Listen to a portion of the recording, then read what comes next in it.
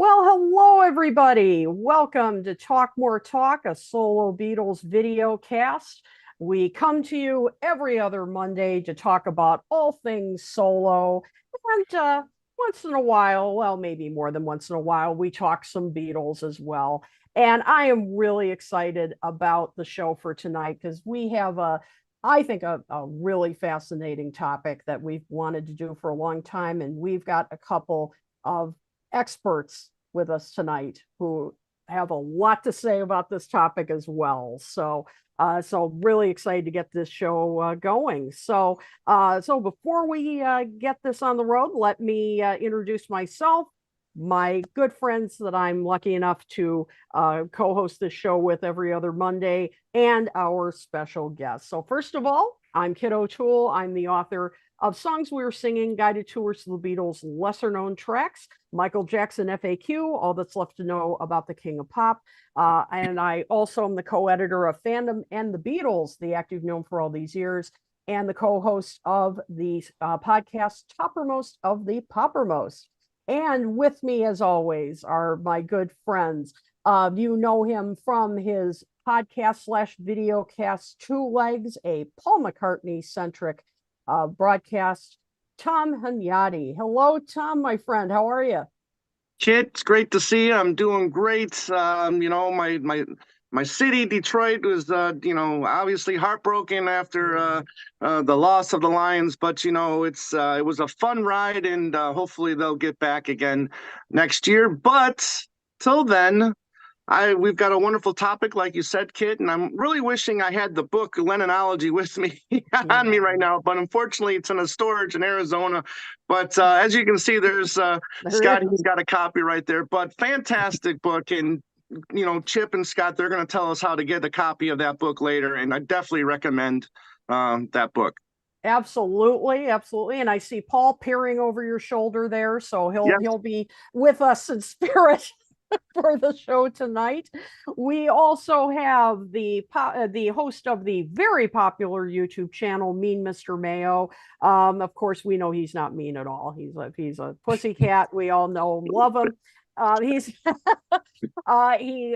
great channel full of stuff about his adventures collecting Beatles vinyl memorabilia, also his adventures at the record store, rants, Fab Gab, you name it.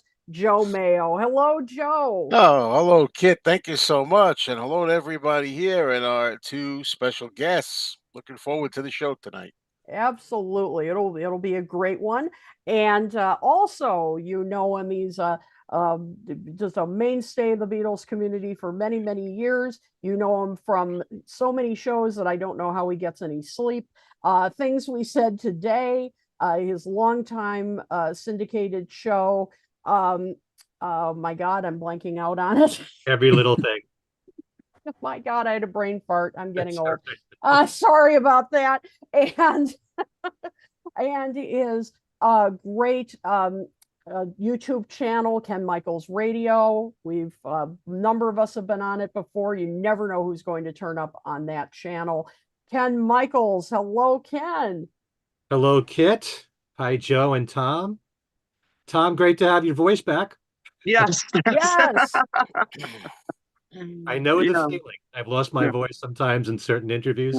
So Thank you. I've been there. Yeah. All right. Yes, Hello, indeed. everybody.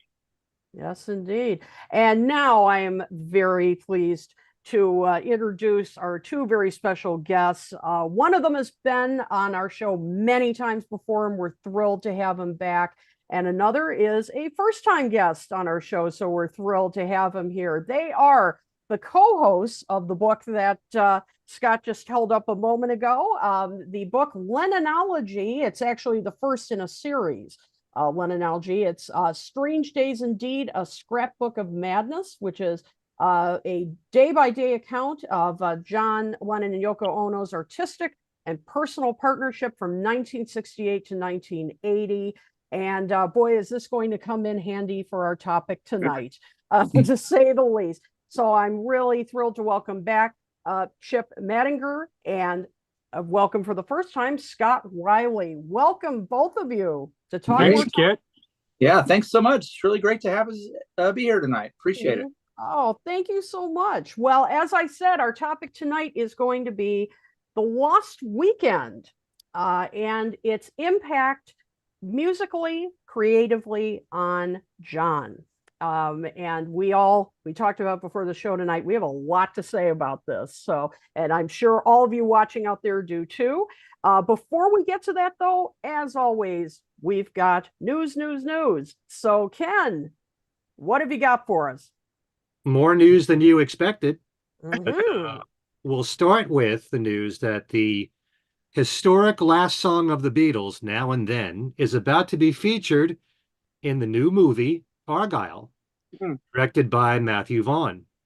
Giles Martin actually approached Vaughn to see if he'd like to use a Beatle track in the film, and Vaughn thought that that would be difficult because it would be expensive. Giles suggested using Now and Then, which, as it turned out, fit the romantic angle in the movie. And when he played the song for Vaughn, he was blown away by it. And when he put it into the film as a test, they found that they didn't have to make an edit. It fit everything. Vaughn said it was as if Lennon had watched the movie and written the song for us. It's got lyrics that encompass the central relationship. Argylle opens in theaters in just a few days, January 31st. The new March issue of Mojo magazine is out with Paul McCartney on the front cover. In an exclusive interview, he talks movingly about Denny Laine, Linda, Wings, and their masterpiece, Span on the Run at 50. As they describe it, the haters, the muggers, the health scare, the Beatles, and more in this issue. A big event is happening at the Great Hall Auditorium at Monmouth University in New Jersey on February the 3rd, called Get Back to 1964. The Beatles Come to America. It's a 60th anniversary symposium in celebration of the Beatles' arrival in America, with many of our colleagues appearing as special guests, including Ken Womack, Bruce Spicer, Rob Sheffield, Ken Campbell, Tom Frangione, Dennis Elsis, Jim Babjack of the Smithereens, and Glenn Burtnick and Bob Berger of the Weaklings, also May Pang and others. Mm. Will run from 9 to 5 p.m. that day. I don't know, Kid, if you have a link for that, but I'll send it to you so we can put it in our description box Sure. for anybody who wants to attend. Mhm. The new animated short War is Over, inspired by the music of John and Yoko, is being nominated for an Oscar. Both Yoko and Sean are listed as producers. Haven't seen the film yet. Would love to be able to comment about it. Right. Just recently, we heard of the photo exhibit of Paul McCartney's pictures from his book 1963 and 64 Eyes of the Storm, currently running through April 7th at the Chrysler Museum of Art in Norfolk, Virginia. Now we hear there'll be another exhibit of the same being held at the Brooklyn Museum in Brooklyn, New York, May 3rd through August 18th. Ken, just to add to that, to the short film, be on the lookout for AMC theaters, because sometimes they'll do a thing where they show all the short animated films, all the short documentary films, stuff like that. So we may have a chance to see the film, but AMC every year they generally will do have a day or two where they show all the shorts that are nominated for an Academy Award. Oh, good. Thank you for saying that. I was thinking more trailers, Right. like before a movie, but they'll Right. show the entire animated Yeah, short. yeah, they did. They showed the entire short film or documentary animated. Yeah, so Okay. All right. Be on the lookout for that. About this photo exhibit, McCartney's photos, they say, serve as a personal and historical record conveying the intensity of the Beatles' touring schedule as the group were swept from concerts to hotels to the road with rabid fans and paparazzi at their feet. With special thanks from one of our listeners, JD Mack, we learned that there will be a Beatles mini exhibit in celebration of the 60th anniversary of their arrival in America, happening at the National Capital Radio and Television Museum, located in Bowie, Maryland, spelled like Bowie, like David Bowie, but it's pronounced Bowie. And that's not far from Washington, D.C. As many fans have heard this story of a teenage girl, Marcia Albert, having heard about the Beatles from a news story on CBS TV's Evening News, she urged DJ Carol James from her local top 40 station WWDC to play the Beatles, but they didn't have any of their records since Capitol hadn't marketed them yet. But James got a friend of his who worked for British Overseas Airways Corporation to bring back a 45 copy of I Want to Hold Your Hand on his next trip to England. And James played the song, after which the phones lit up like crazy, with fans wanting to hear more. James corresponded with the Beatles and got them to agree to do an interview when they came to the US. And on the morning that the Beatles did their first ever concert at DC Stadium on February 11th, James got to interview them. The actual microphone that was used for that interview was donated for this exhibit, and fans can watch a video of the interview on a restored 1955 television set. A few passings we have to mention. First, there's the death of Leon Wildes, the New York immigration lawyer who exposed the efforts of the Nixon administration to deport John Lennon on political grounds.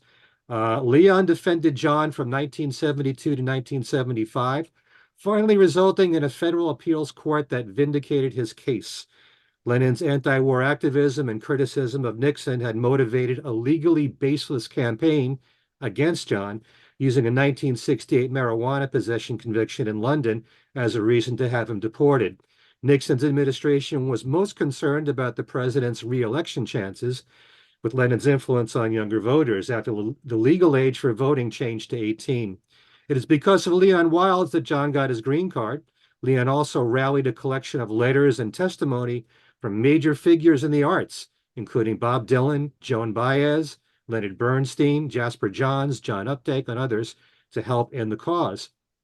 Also, in April of 1965, you might recall that John appeared on The Tomorrow Show with Tom Snyder, and Leon Wildes was there to explain the case on that show.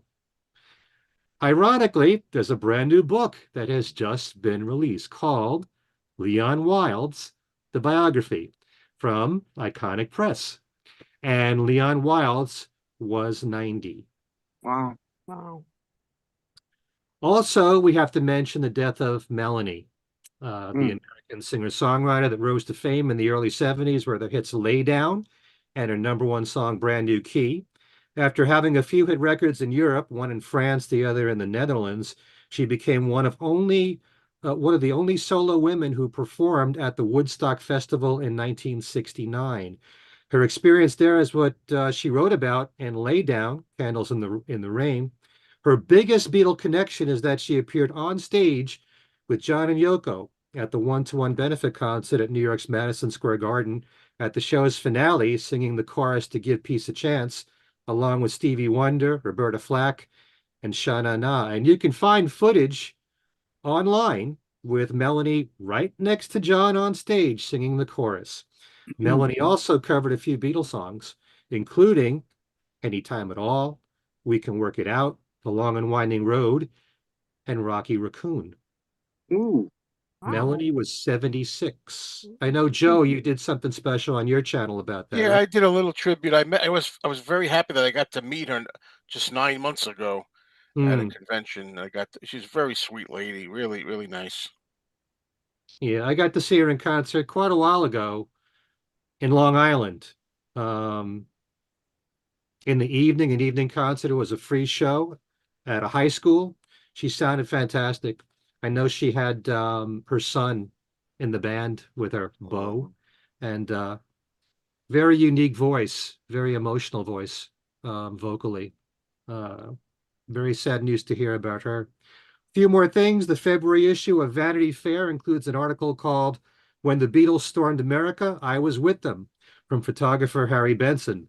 He tells that the story of how he was a journalist for the Daily Express, who'd been given the assignment to cover the Beatles in Paris in January of 1964, and all that followed afterwards. He stayed with the group at the George V Hotel, and he became, in his own words, not a fly on the wall, but a friend with a camera. He actually witnessed John and Paul composing I Feel Fine in the hotel room. Harry said he realized the group didn't reserve time to compose their songs. Many, in fact, were done on the fly. Wow. Bruce Spizer's series of books honoring Beatles albums will continue this year, called A Hard Day's Night and More. It will cover the American albums for the soundtrack for A Hard Day's Night, also the Beatles' second album, and something new. And just like all the books in this series, it'll include contributions from Bill King, Al Sussman, Pierce Hemmingson, and Frank Daniels. Don't forget the Band on the Run 50th Anniversary Edition comes out February the 2nd. And with thanks to Martin Quibble, he informed me today, the second season of the podcast from McCartney, A Life in Lyrics, will debut on the perfect day, February 7th. It'll be available on pushkin.fm, also iHeartRadio and Spotify. Don't forget the Grammy Awards are happening this Sunday. I know I mentioned in the last show, the Beatles are nominated once for Best Music Video for I'm Only Sleeping, which is a really creative animated film that was done. I didn't say anything about Now and Then. And I thought to myself, the song came out in November. Yeah. November 3rd. So I'm figuring it probably was too late to qualify. Next So I year. have a feeling it's probably going to be in next year, Yeah. considering how important a song that was.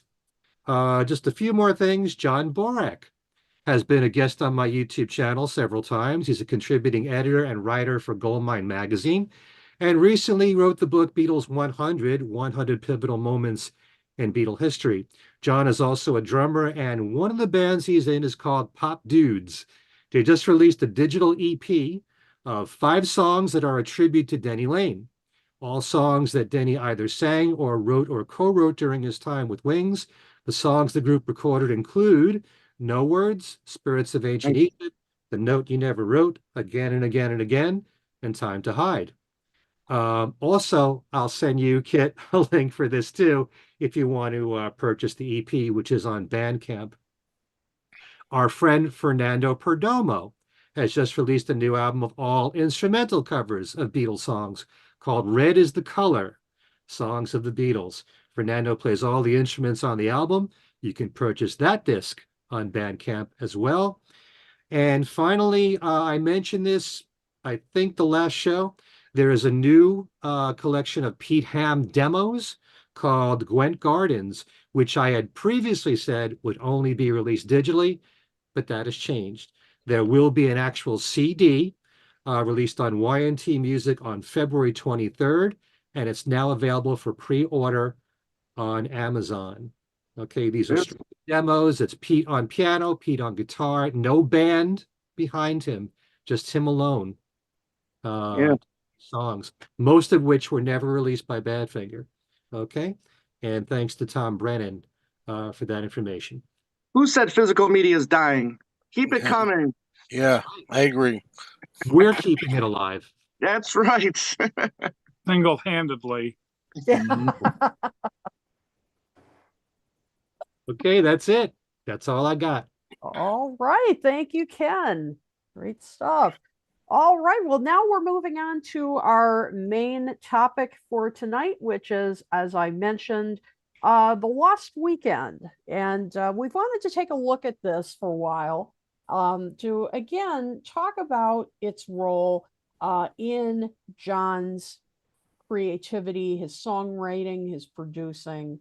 And, we are going to look a bit at, some of the events that happened, but not concentrating quite as much on that because, quite frankly, we all know a lot already. I'm sure many of you have seen May Peng's documentary that came out, and we've read a lot about it. But I think not as much attention has been paid about what effect this had on his music and as I said, his creativity and his artistic development. And I think that's what we'd like to explore tonight. And as I mentioned at the top, we have 2 guests that have, I think, a lot to say about that as well. I think we all do. And so I think let's start off. And we talked a little bit about this before the show, about when exactly we're considering the Lost Weekend, because generally, the conventional wisdom has been that it was an 18-month period that happened, starting in about the summer of 1973 when John and Yoko were beginning to have marital issues, and John and May Pang moved to LA. And, as we know, John, started behaving badly, shall we say, and fell into drugs and alcohol, but was productive. Managed to record Walls and Bridges, the beginnings of the Rock and Roll album in LA, produced Pussycats with Harry Nilsson. So it wasn't that he wasn't productive at all, that's for sure. But by 1975, he, returned to New York, got back together with Yoko, and that's that. But was that all there was? So let's start with you, Scott. You were saying before we started the show that you think that wasn't the entire Lost Weekend. How do you think? When do you think that you think it really started? Yeah, I mean, it's complicated because nobody ever lives their lives in easily identifiable chunks. Every day just kind of blends into one another. And so even though it's really easy to say, oh, the Lost Weekend was from September 1973 to February 1975, and we have those exact dates in our book, and you can look it up. That's when it was. But what I thought was really interesting, Kit, was when you said that tonight we're going to talk about the musical part of the Lost Weekend, which is so interesting because it's no longer about the salacious stories and all that. Let's talk about the music. And one thing I really noticed as we were writing Lennonology is when you start looking at John's life day by day by day, these problems went way, way back before September of 1973. Let me try to frame this a little bit. Look at John's creativity from, let's say, September of 1969 to September of 1971, like 2 full years, right? Oh my God, are you kidding me? Cold Turkey, Instant Karma, 2 Plastic Ono Band albums, the Imagine movie, the Fly album, Yoko's art exhibit at the Everson Museum. I mean, it was just one thing after another, and 2 masterpiece albums back to back within a few months of each other. He was unstoppable. Then we get to sort of the end of 1971, early 1972, and he still kind of got it going. He's got the Elephant's Memory and Sometime in New York City. And Sometime in New York City was recorded in February and March. Then what? From March of 1972 to about July of 1973, so almost an entire year, what songs was John working on? He wasn't. He was completely dry. We have very little evidence of anything he was doing. Now, again, he was very, very busy producing the Elephant's Memory album, producing Approximately Infinite Universe, doing the one-to-one concerts. But none of that was new original stuff from him. And interestingly, you would think, well, what was going on? It was the immigration. We were just talking about Leon Wildes. It was the whole Kyoko mess. Yeah. All of that got into his head. But here's the thing. Why didn't it get into Yoko's head? During that period, she recorded Approximately Infinite Universe, which was a double album. She started working on Feeling the Space, which could easily have been a double album. She had a single that was just for Japan. She cranked out more than 4 albums worth of material in this time span that John was doing nothing. And plus, then you start to think, plus Kyoko being her daughter, I mean, she had more of a reason to not be productive than John. Absolutely. And maybe she was using that pain and trouble to be creative, like John had done in the past. But for whatever reason, he was dried up. Now, then you can say, oh, but what about Mind Games? Well, here's the thing. Yoko had the studio booked, the musicians booked. I mean, everything was already set in stone. And John knew he had an album due contractually.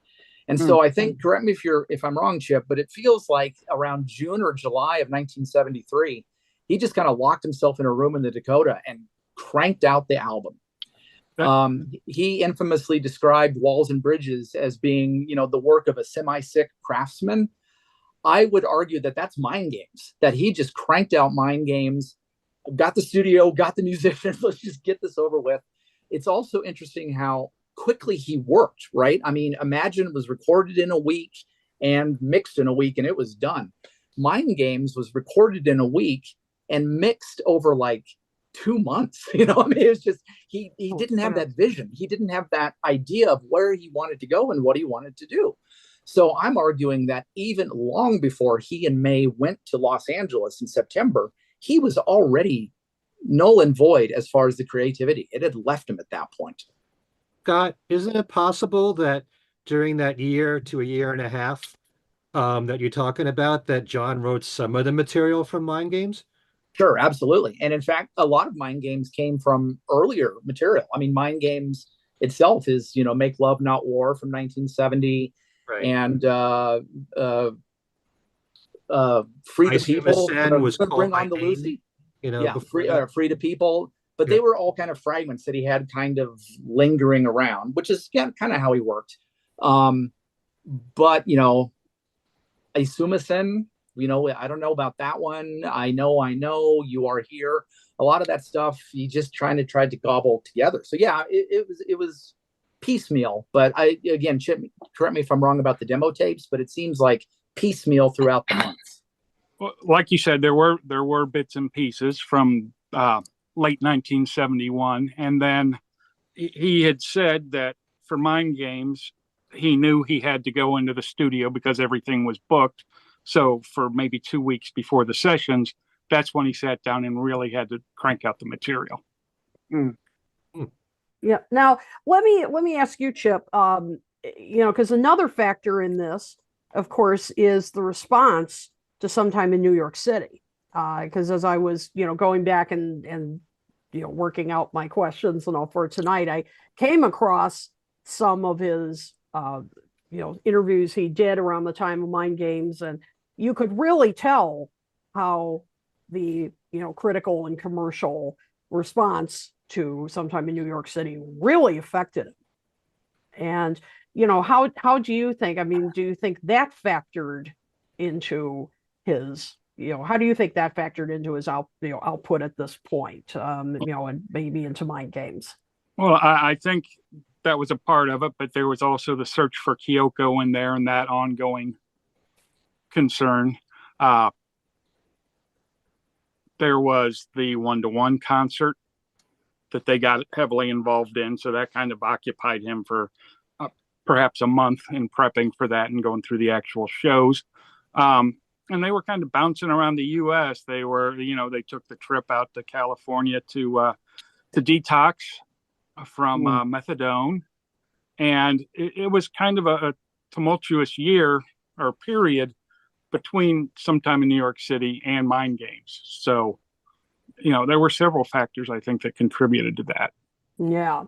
And don't forget his legal issues with the Beatles. True. I mean, there's that too. So, go ahead. Go ahead, Ken. Yeah, I was going to call on you anyway. So go ahead. I know from what Gary Van Syak has told me in the past, there were plans for John to tour with Elephant's Memory. So it's not like John was disinterested with his own music, but if it wasn't for the fact that he was constantly hounded with immigration problems and everything, then that could have possibly happened. Well, that's what killed the tour, were the immigration issues. Yeah. They just didn't want to give them another reason to get tossed out of the country. Mm-hmm. Can I interject something? Because I've talked about this before. I don't know. To me, it sounds like, when we're discussing the Lost Weekend quote, we're talking about thinking of like, well, how much was there a time where John was not as productive as usual or something early on, like Scott was saying. But I always think of course, the Lost Weekend is a Ray Milland movie about an alcoholic, and John coined the phrase "my lost weekend." He's the one that decides when he was lost. I always wanted to cover that. And the way I look at it is, he always said, sometimes he even added, the lost weekend, my lost weekend that lasted 18 months. Like he adds that as long with it. So that's the period. Yeah. Now, I think he's referring to, he felt lost, and it was a lost weekend because being without Yoko is really, I think, what it cinched it for him, right? And then you're talking about also, in addition to that, I guess the fact that he started really going crazy with the drinking and getting thrown up, being on a binge, hence the Lost Weekend title from the movie. But I mean, this is an interesting thing too, to say, well, let's look outside the box and see if there's any period, as Scott was saying before that, it probably here's some periods where he kind of dried up or whatever. I don't think that's what the Lost Weekend really means, though. I don't think that's what John thought when he discusses it. But still interesting to pursue as we're doing. But just wanted to make that point. That I always think and I think John's the one that says he's lost. He was like, you did all these projects, though, John. He did all this, and May Pang's always, bring it up. Oh, was so busy, and he was with David Bowie and Elton John, and got together with Paul and Ringo. Yeah, but John felt lost. And the songs on Walls and Bridges, a lot of them say that. Right. Well, I think that's interesting that trying to define what Lost Weekend is. And you're absolutely right. It was 100% John's phrase. And so what did it really mean? We're not quite sure. But now let's start blurring those lines a little bit, right? Going from that sort of creative desert that I was just talking about to the actual physical separation, right? Where he went to Los Angeles. So then we have to start thinking, well, what did he do creatively then, let's say, for the next 6 months?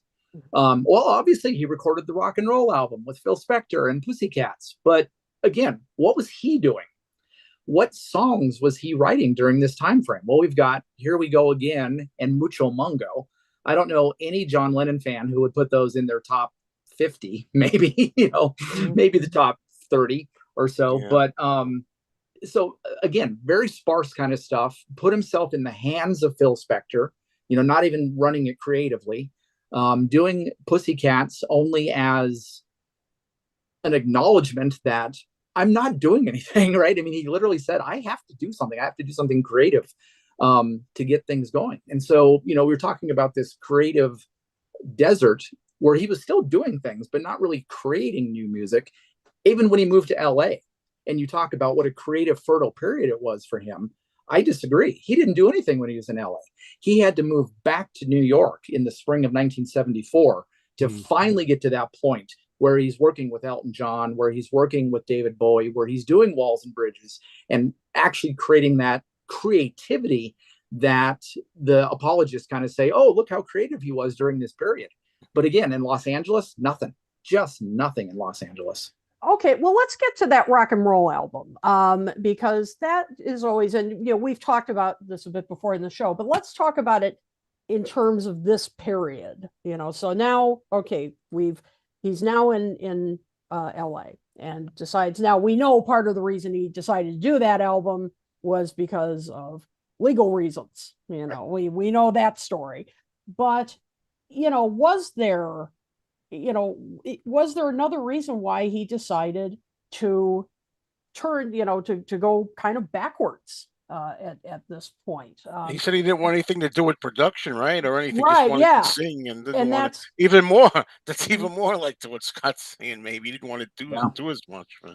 He just wanted to be Ronnie. Yeah, exactly. Yeah. Oh, good call. So I wanted to hand the reins over to Phil. So and maybe that was an acknowledgement that his muse had left him. He was not writing any songs, so why not do an album of rock and roll songs? And commercially at that time, it made sense too. You had that whole kind of 50s revival again with American Graffiti and Sha Na Na. Right. But excuse me, I remember John saying, though, in one of the interviews, he said, I remember when I thought of it when it was a new idea, because all that stuff started, what you were saying, Happy Days and all that was after, like, 74, really, American Graffiti was 73. But so he thought it was a new idea to go back and by the time it came out, it was old hat. So right, because then it came out. See what you did there. Yeah, but Tom, I mean, do you think that that decision to do that? Do you think that that had any impact then on what do you think that refreshed his creativity? I didn't think he was still in the right headspace really to those, we know those sessions were filled with probably not the best moment for John or Phil Spector, right? I mean, he took off with those tapes. So, I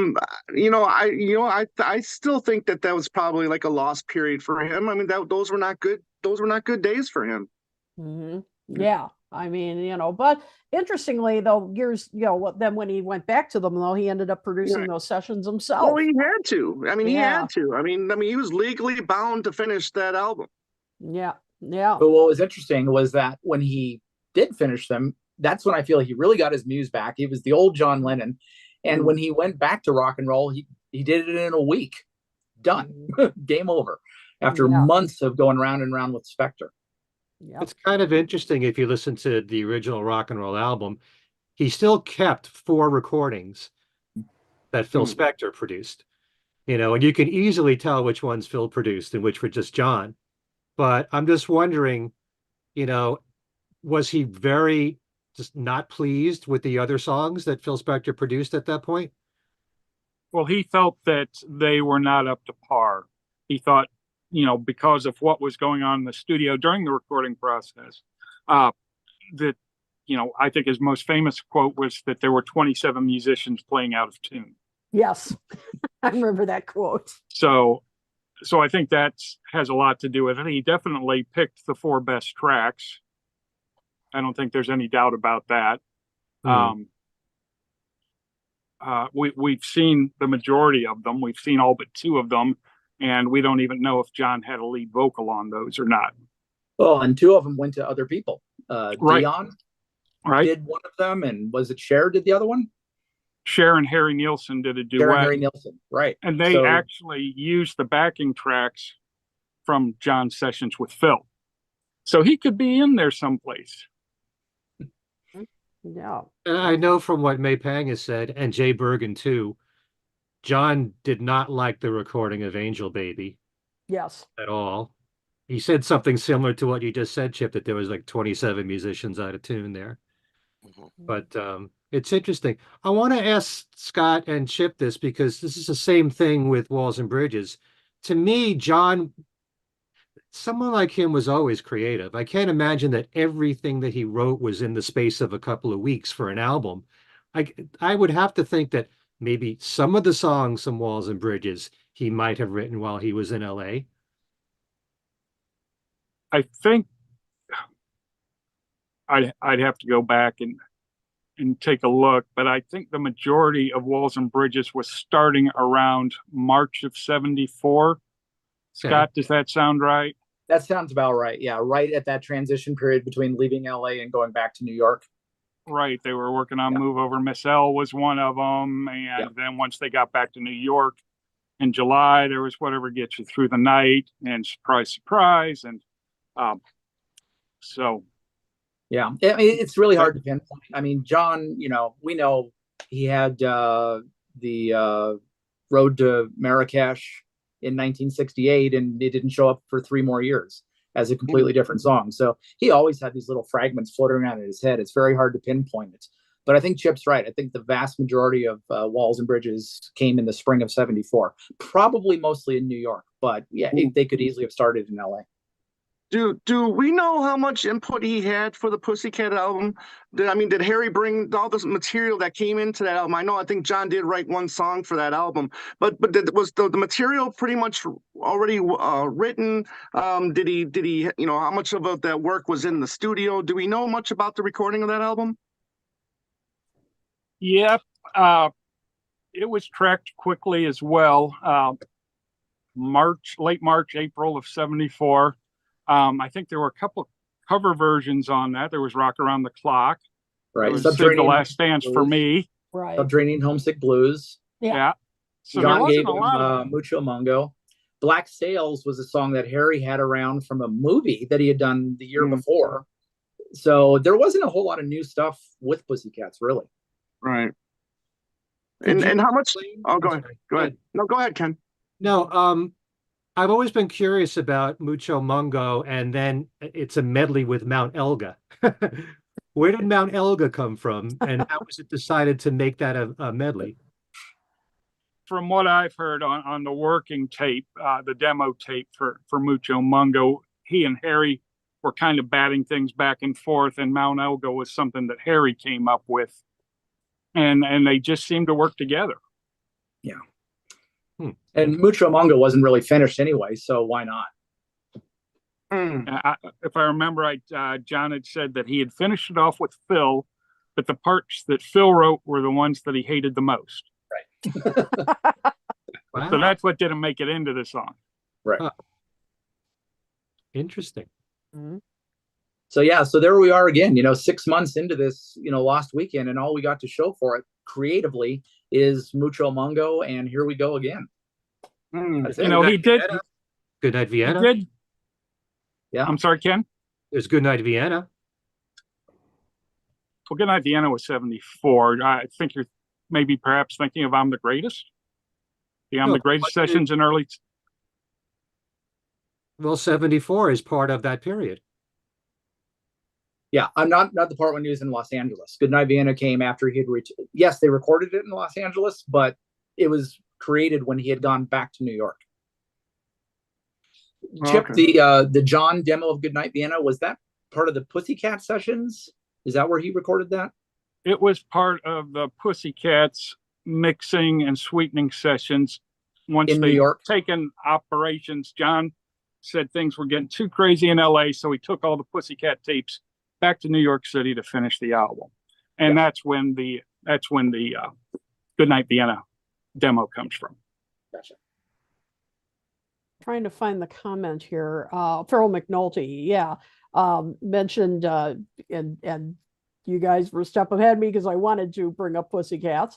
It said, he says a better album than which gets credit. I've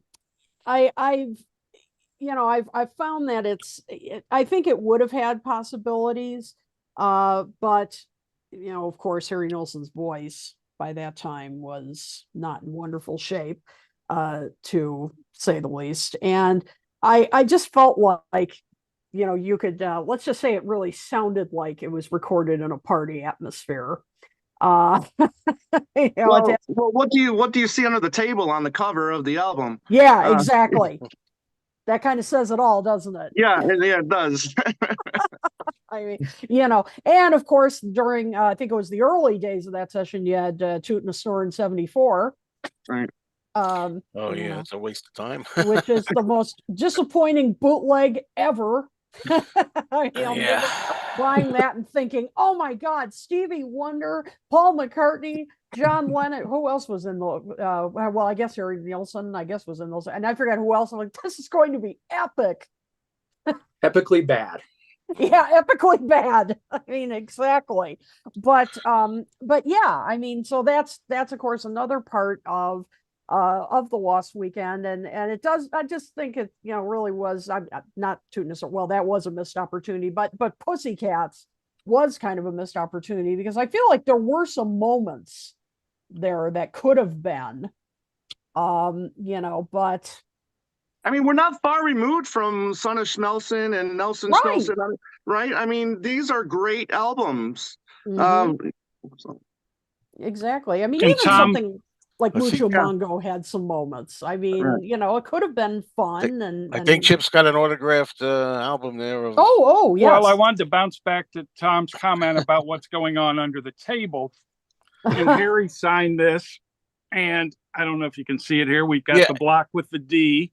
Yeah. And then we have a rug. And then we have an S.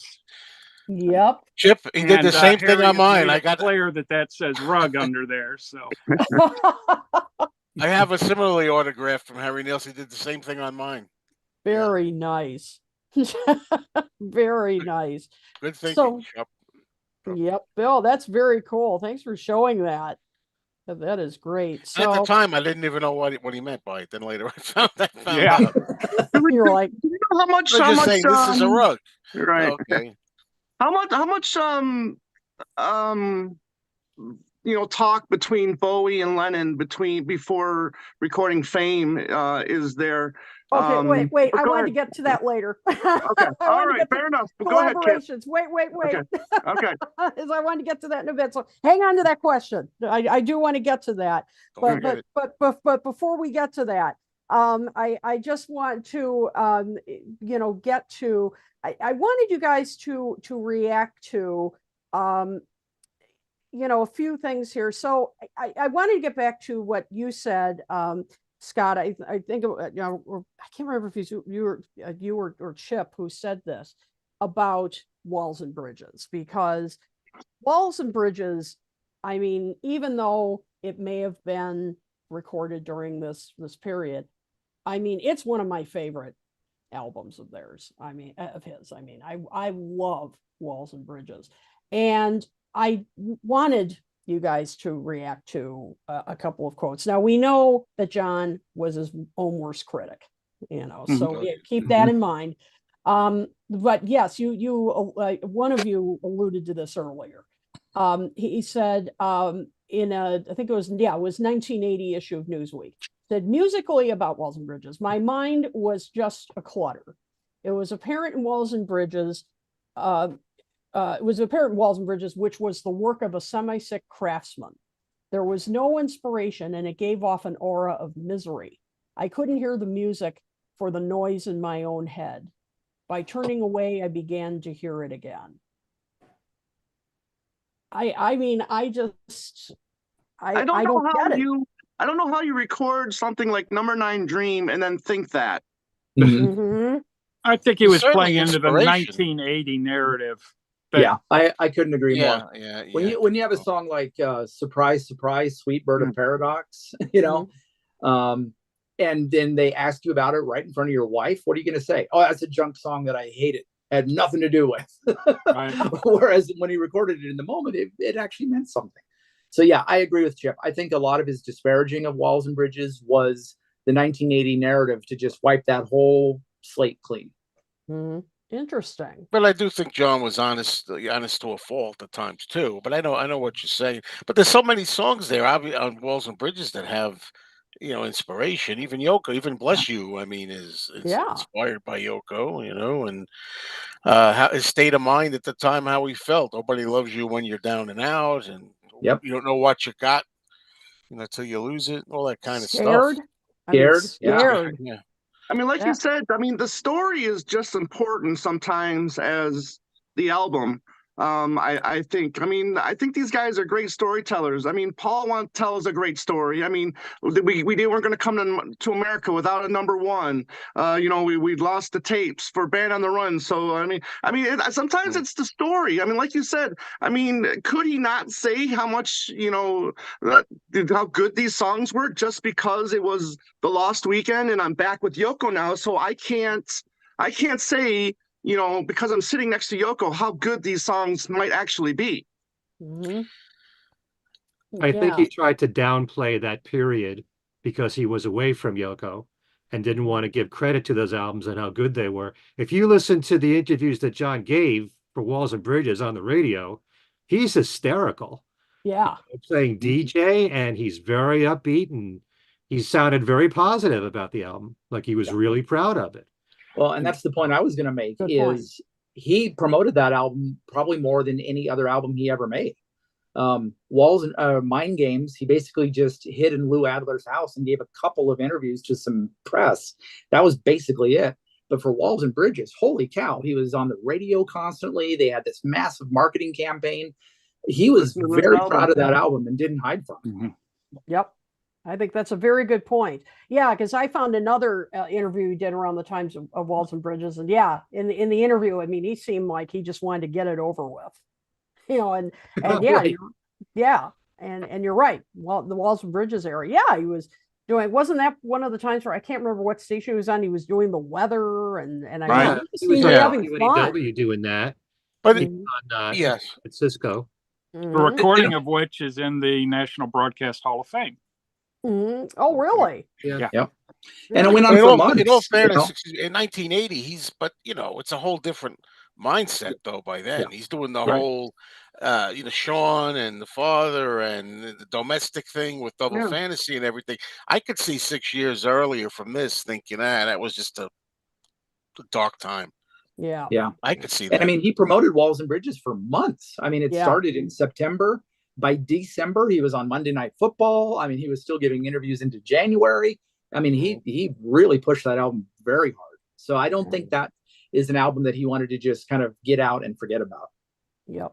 Exactly. It's with John, I think it's always important to know what he said in all of his interviews, even if he changed his mind a lot. Mm-hmm.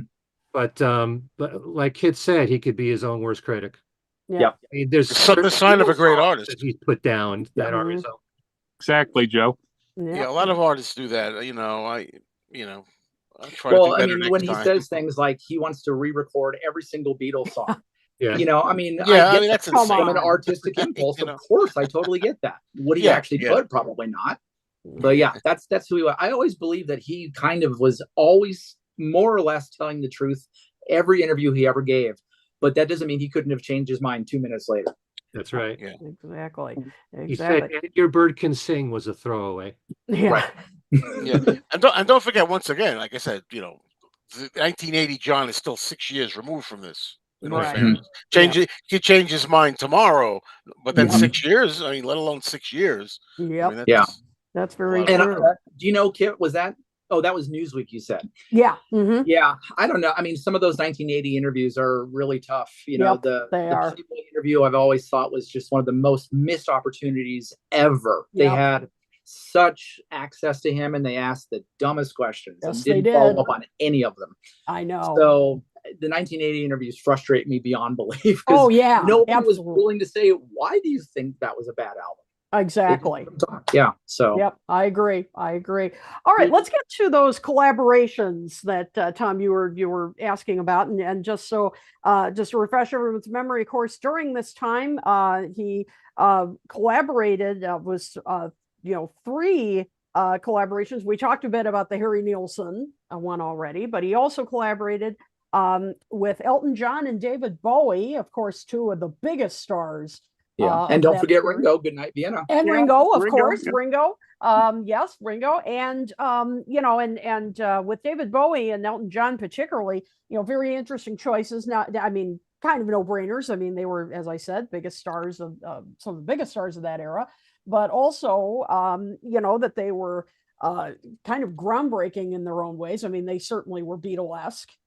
Sounding in their own ways. They certainly were heavily influenced, but also, were kind of groundbreaking in terms of image, in terms of their looks and so forth. So, really forward thinking of John to collaborate with them as well. So let's start with since you were starting to bring it up, Tom, let's talk about David Bowie. So Tom, I'll let you. Yeah. The Bowie with the because there was 3 co-writers on the song. Nothing great lyrically. It's not like a really lyrically song, but artistically wise, I enjoy the song musically for what it is. But how does Lennon fit into a co-writer on the song? Well, they were at the Bowie session when they were doing Across the Universe, and David had asked John to come play on Across the Universe. Right. And while they were in the studio, Carlos Alomar, the guitarist, started working on playing back a track called Barefootin', and I can't remember the artist right now. Scott, if you can help me out. It was Foot Stompin'. Foot Stompin', wasn't it? Yeah. Oh, Barefootin', I know. I don't know, but no, Foot Stompin'. And I knew there was a foot in there somewhere. Close enough.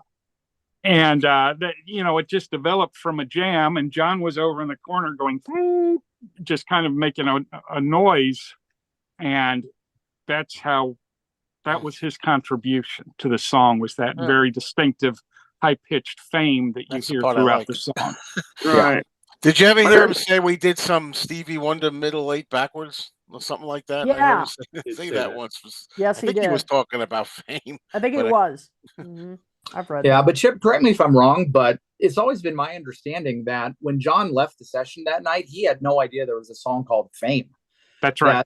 Yeah, Bowie and Okay. I don't even know if Alomar was involved with this. Bowie basically just took the music from that session, crammed it together, and released it as a single with Bowie, Lennon, and Alomar as the co-writers. And Right. John didn't even know about it until like he got a royalty check in the mail. And all of a sudden, what? I have the number one hit in America? I don't remember writing that. That's From what I interesting. understand, the song was the creation of, because it was David Bowie's arrangement of Foot Stompin'. And if you actually listen to it, and you can watch it on YouTube, the riff is very much like what was used in Fame. But my question that I was going to ask to you, Scott, and to Chip, is that when I've spoken to May Pang in the past, she said the song was very much influenced by Shame, Shame, Shame by Shirley and Company. And, you know, you can hear because it rhymes with fame and the notes are going up, you know, shame, actually down. Shame, shame, shame, shame, shame, shame, shame, shame on you, you know? So maybe that part of the song influenced Fame when the notes are going down like that. Or it Towards may the have been end, the you know, high-pitched shame, shame, shame, the high-pitched female vocals that John was inspiring Yeah. John's little noise out of the corner. Yeah. Mhm. And this was number one before Whatever Gets You Through the Night, correct? No, No, I think it was No. after. Just Okay, after. it was after? Came out in Okay. 75, didn't it? Mhm. Okay. Yeah.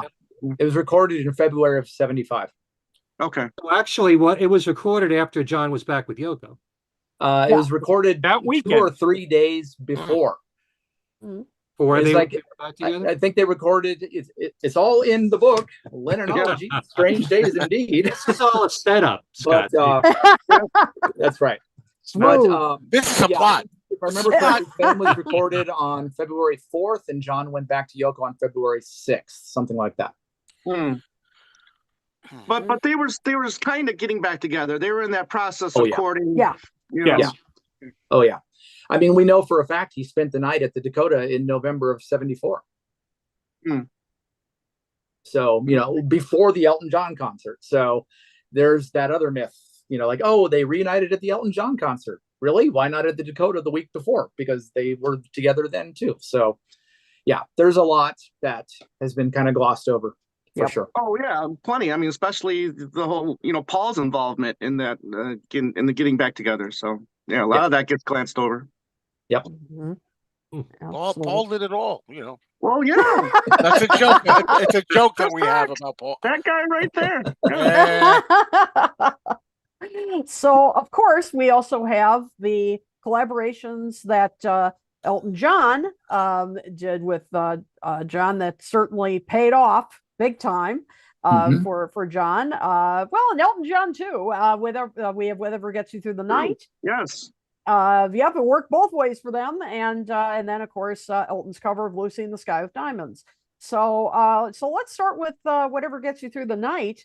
We've talked about that on our show a bit, but that ended up, of course, scoring a number one for John. But we've had some discussions on here a bit where we've had kind of mixed feelings about the song, although the remix that came out on the Give Me Some Truth compilation a couple of years ago we really liked, because thought brought John's voice out a bit more. But you know, do you think that it, you know, in any way, you know, really kind of inspired John in any way creatively, you know, kind of you know, to work with Elton in that sense? I mean, I know they became very good friends, and you know, well, and you know, I think partied and everything. But do you think that, you know, creatively that Elton rubbed I on can see Chip about to say something. Can I just jump in here, Chip? I mean, Sure.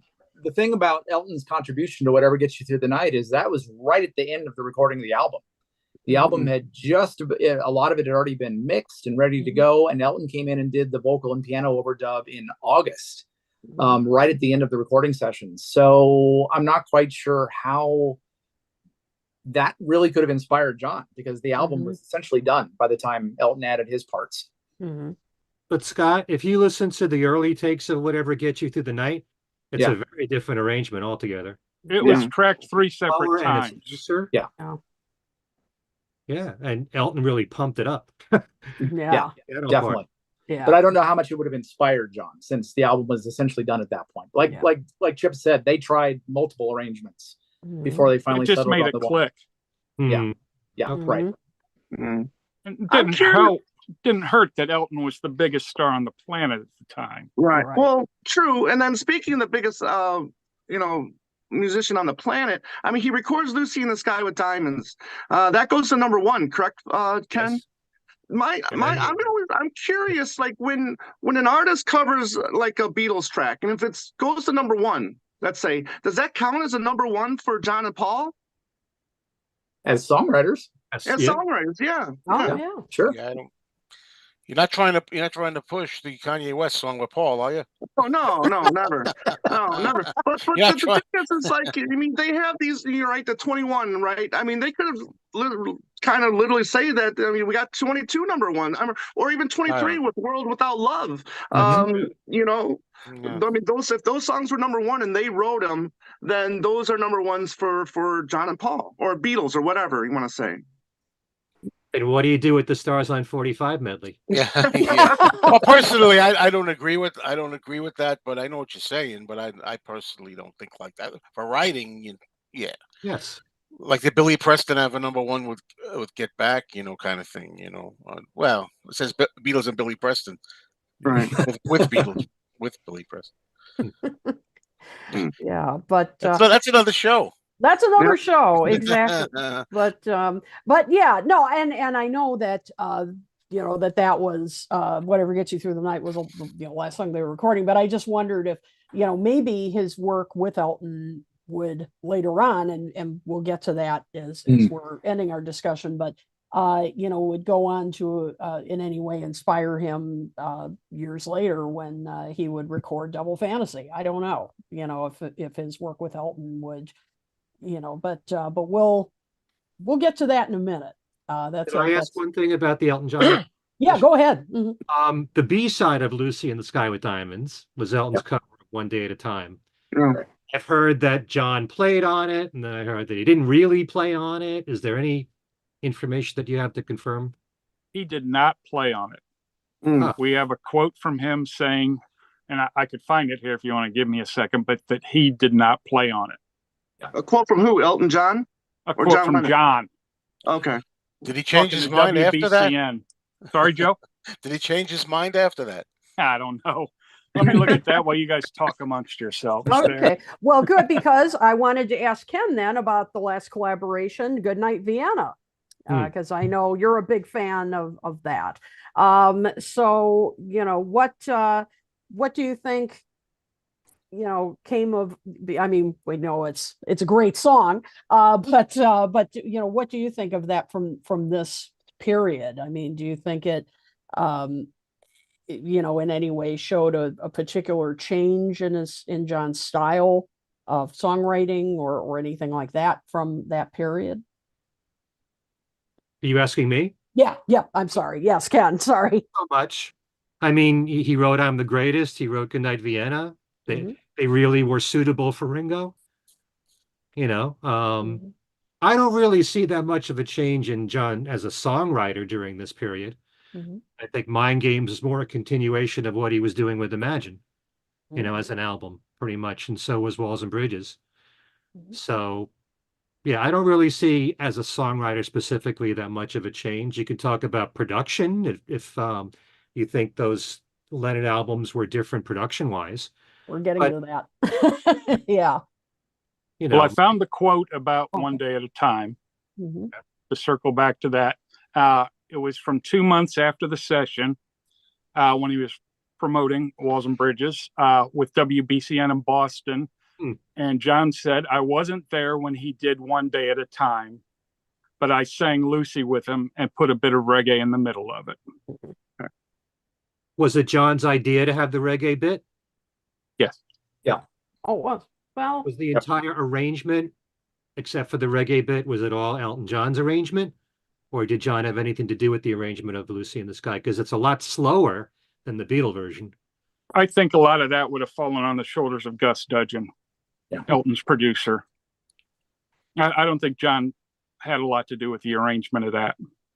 I think he just had the middle bit that they as they were running down the tune, that kind of worked itself in. But I don't think John had.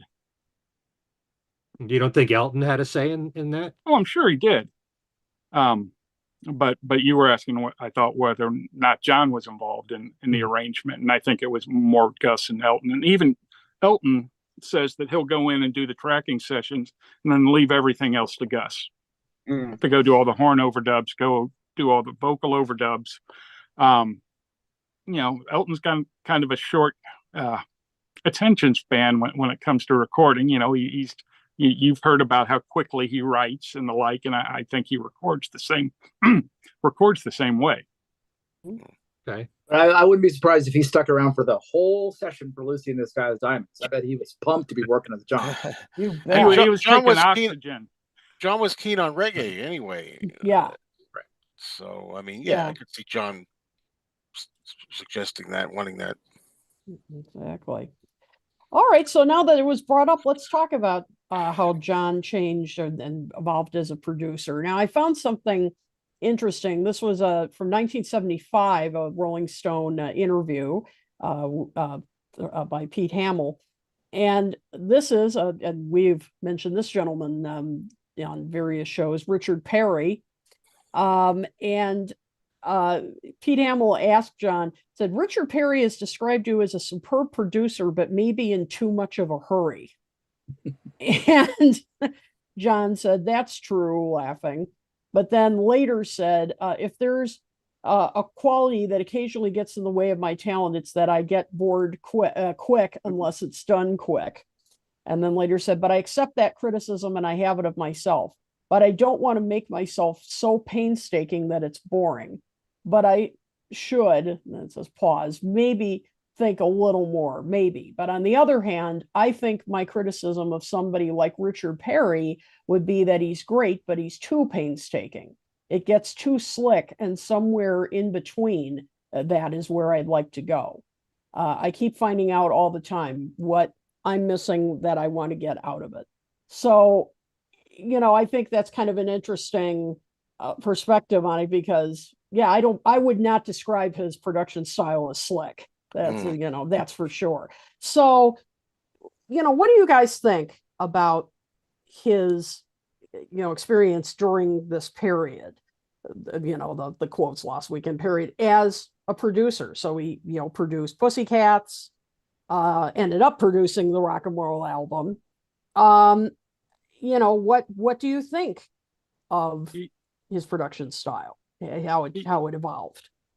He also did some other production work in early 75 that hasn't, it's in a forthcoming volume of Lennonology out now. Ooh. And where he worked with Lori Burton, who was Roy Cicala's wife. And he also did some production for the band BOMF, and I think most of us know what that stands for now. But I don't believe any of that was commercially released. Chris Engelhardt, who's written a trio of fantastic books on, he's the one who sourced this information initially about the sessions with Roy and John. And one of his books had a CD in it with some of the Dog Soldier stuff. Right. So. Right. That was Incantation, right? Was one of the songs? Yes. Yeah. I mean, I've mentioned it, at the top of the show. One of the things that it really fascinated me so much about Mind Games, when you look at the recording session dates, is how he recorded the album in essentially a week, which was his MO, right? I mean, Imagine was like a week. Sometime in New York City was a couple of weeks. That's it. But then he spent well over a month mixing the album, which I thought was really very unusual for him, where he talks about how he doesn't want to get too fussy with it. But boy, that's exactly what he did with Mind Games. He and in my opinion, he kind of ruined it in the mix, just going over it and over it and over it. And it just created this muddy kind of sound that was very kind of un-Lennon-like. And then, God, the Phil Spector sessions must have driven him crazy, where he spend 3 months and you only have 4 songs to show for it. But then, like Chip mentioned earlier, Pussycats, they cranked it out in about a week or so. Again, the problems with the musicians delayed things a bit. And then by the time he got back to Walls and Bridges, it was business as usual again. I mean, we have the bootlegs of him rehearsing the band. That's no excuse, because when it was time to hit the red light, they were going to be ready. They were not going to waste any time screwing around. So I think you can see that evolution of Mind Games. He's kind of like, what am I doing? I don't have the sound. I don't have the, he said something that Mind Games didn't have any kind of a vision for it. He couldn't see what he was trying to do. And a year later with Walls and Bridges, he suddenly had that vision again. And you can see the distinct differences in how those two albums sound, how quickly they were recorded, how quickly they were mixed. Two very different sessions in two different states of mind that he was in, for sure. Very interesting. I've always loved the production on Mind Games. I'm very much about the balance of all the different elements in the mix, whether it's vocals or instrumentation. And I think what he did on that album was fine. I think it's a much cleaner sound on Walls and Bridges. Yes. Yes. That's the thing to me. But a lot of fans have said to me that, like you said, Scott, that Mind Games sounds muddy to them. I never found that to be the case. Muddy for a John Lennon album. Muddy for a John Lennon album, I think would be the way to look at it. Yeah. Maybe not muddy in a objective sense, but compared to Plastic Ono Band or Walls and Bridges, I'm fascinated to see what's going to happen to it next summer. Yeah. Right. Let's see. One thing, and now I've lost the thought. As you were. Okay. We'll come back. We always talk about that version that came out on CD. I always get the remixed one. There's a remixed one that I know you guys have said you really prefer that one. Yeah, I think I do a little bit. Yep. Chip, what were you going to say? I just wanted to make the comment that Mind Games was the first album that John produced on his own. Okay. And I think it's a great job from John. I mean, I still don't understand why. I mean, even with it being rushed as it was, and then spending a lot of time, with post work. But I mean, I think it sounds great. I mean, you hear things like "I know," and to me that sounds like that's somebody that's on the top of their game, top of their craft, spending time on it. That doesn't feel like a rushed album to me at all.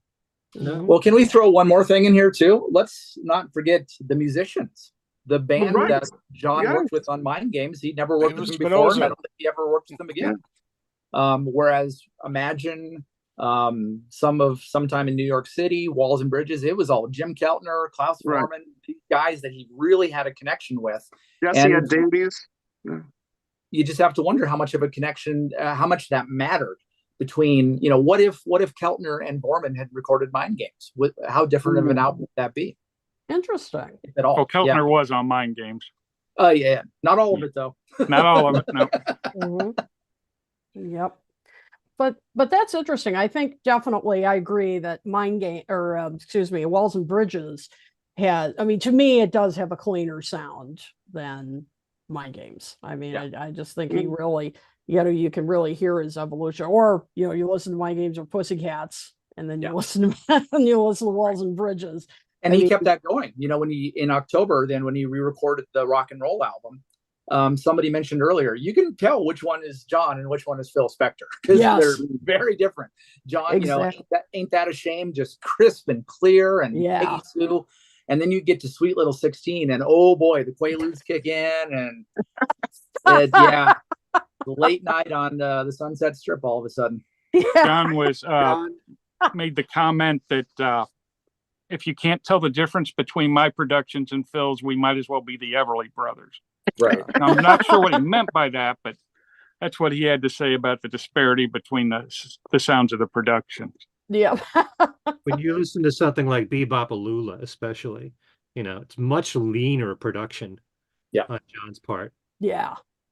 But, I was going to say, Scott, that if it's true that most of the songs on Mind Games are written so quickly, those are great songs. It didn't get in the way of the quality of the songs, which is what matters the most to me. Yeah. It's such a solid album all the way through and so underrated. Yep. Well, Not anymore. A lot of people love it now. I'm sorry. Yeah. Well, I look at Mind Games and Walls and Bridges as back-to-back my two favorite Lennon albums. The thing that bugs me about mind games is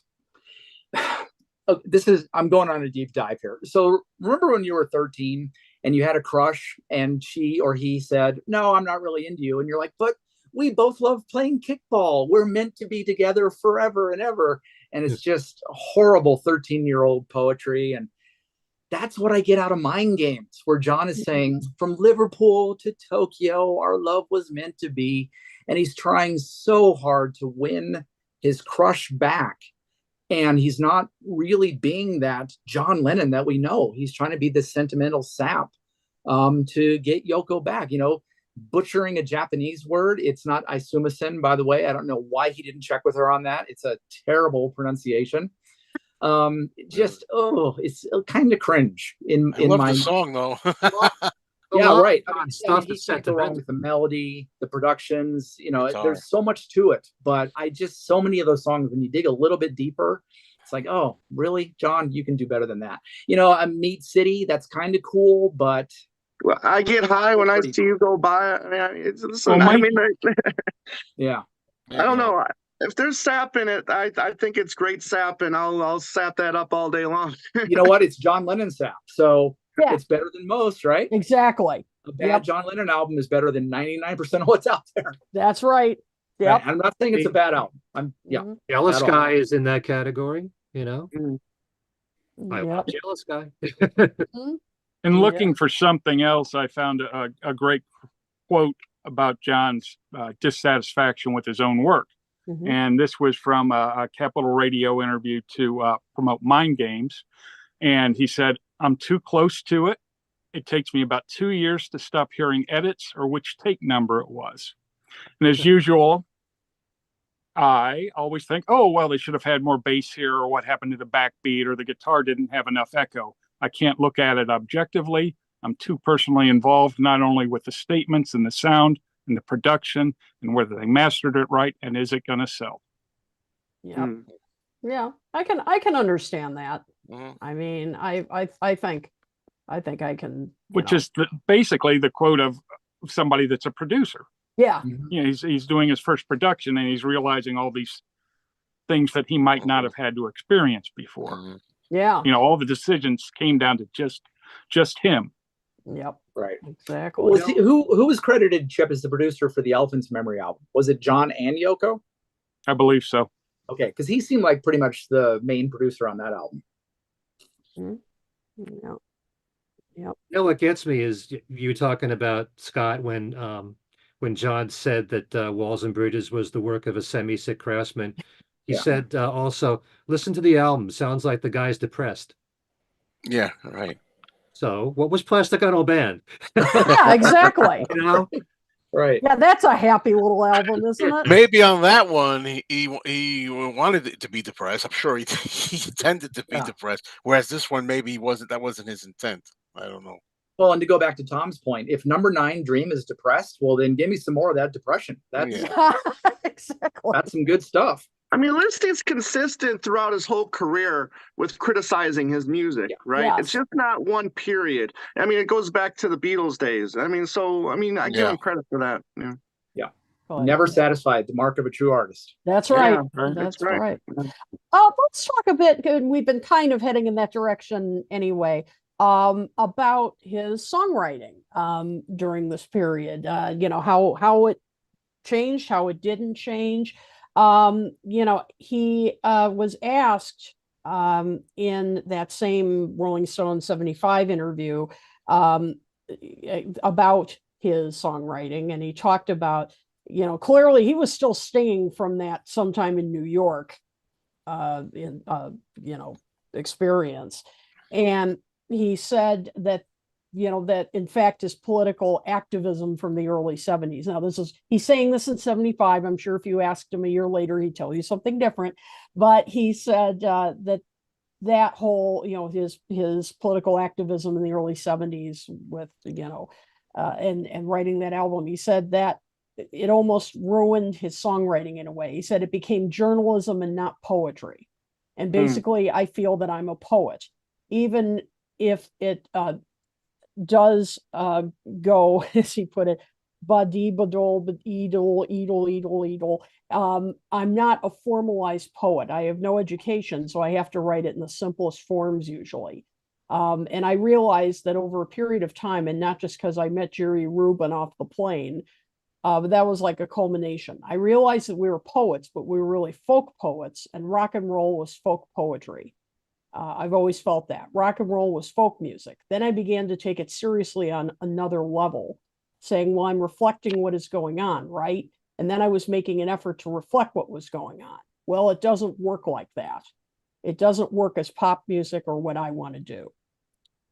So he clearly, after that whole sometime in New York City experience, then decided to go back to, to his other, style, and felt that he was just being too blunt and literal on sometime in New York City. So what do you guys think about his writing style on the albums that he produced from 73 to 75? Do you think his songwriting and subjects all changed in any way, or do you think he kind of reverted back to his previous solo material? What do you guys think? Well, I didn't notice anything different. Like Ken was saying earlier, that's what I was coming into the show with. I think we talked about this before. John sadly didn't live long enough, really. But during that period, I don't notice much of a difference, unless you want to say after the blow he was dealt with sometime in New York City, he laid off this, the heavy political commentary. Although you got Bring On the Lucy, Right. you got stuff which was like from that. 71, which was also earlier Mhm. and everything. But the thing is, other than that, I mean, I don't see anything different really in John's, for me, in his style. He's always kind of like, personal, how he's feeling about things and stuff. Though he did, if you want to say after sometime in New York City, I think, Kid, as you were saying, he kind of got a little more, do I use the mellow, a little bit, more easygoing about it. That part, I might say, but I think the real change that I could notice comes with Double Fantasy, but that's another story. But then I see a change, but I don't see so much of a change at this Right. point for me. Yeah.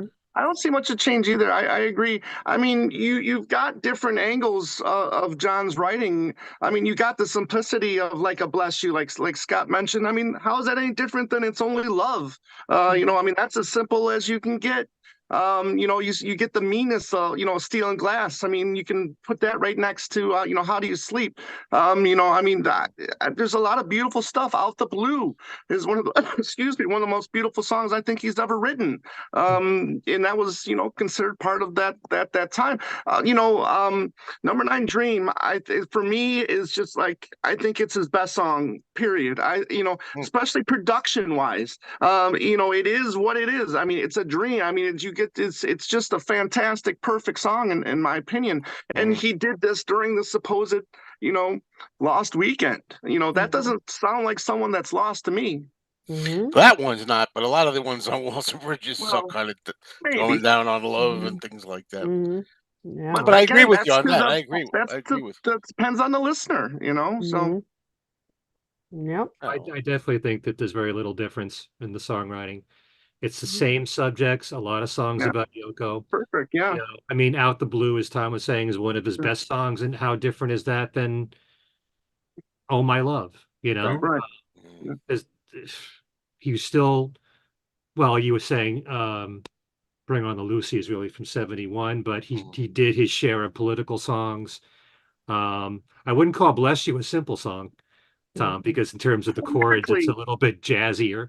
Yeah, but lyrically, it is. Yeah, but yeah, and Steel and Glass and How Do You Sleep? You can always make the similarities between the two of them there. I didn't see that much of a change, but he was still writing very personal songs, apologetic songs. Jealous Guy and I See the Sen are very much alike in that regard. Yeah, there isn't that big a difference, but just the material was always so strong. And getting back to Mind Games, when you're talking about Out the Blue, and I know, and You Are Here, to me, those are three of the greatest ballady songs of John's solo career. Not to mention the title track to Mind Games, which that's the track I meant, You Are Here. That's the track I meant. You Are Here, which I think it's, it is kind of, simple love song, just like It's Only Love is a very simple lyrically love song.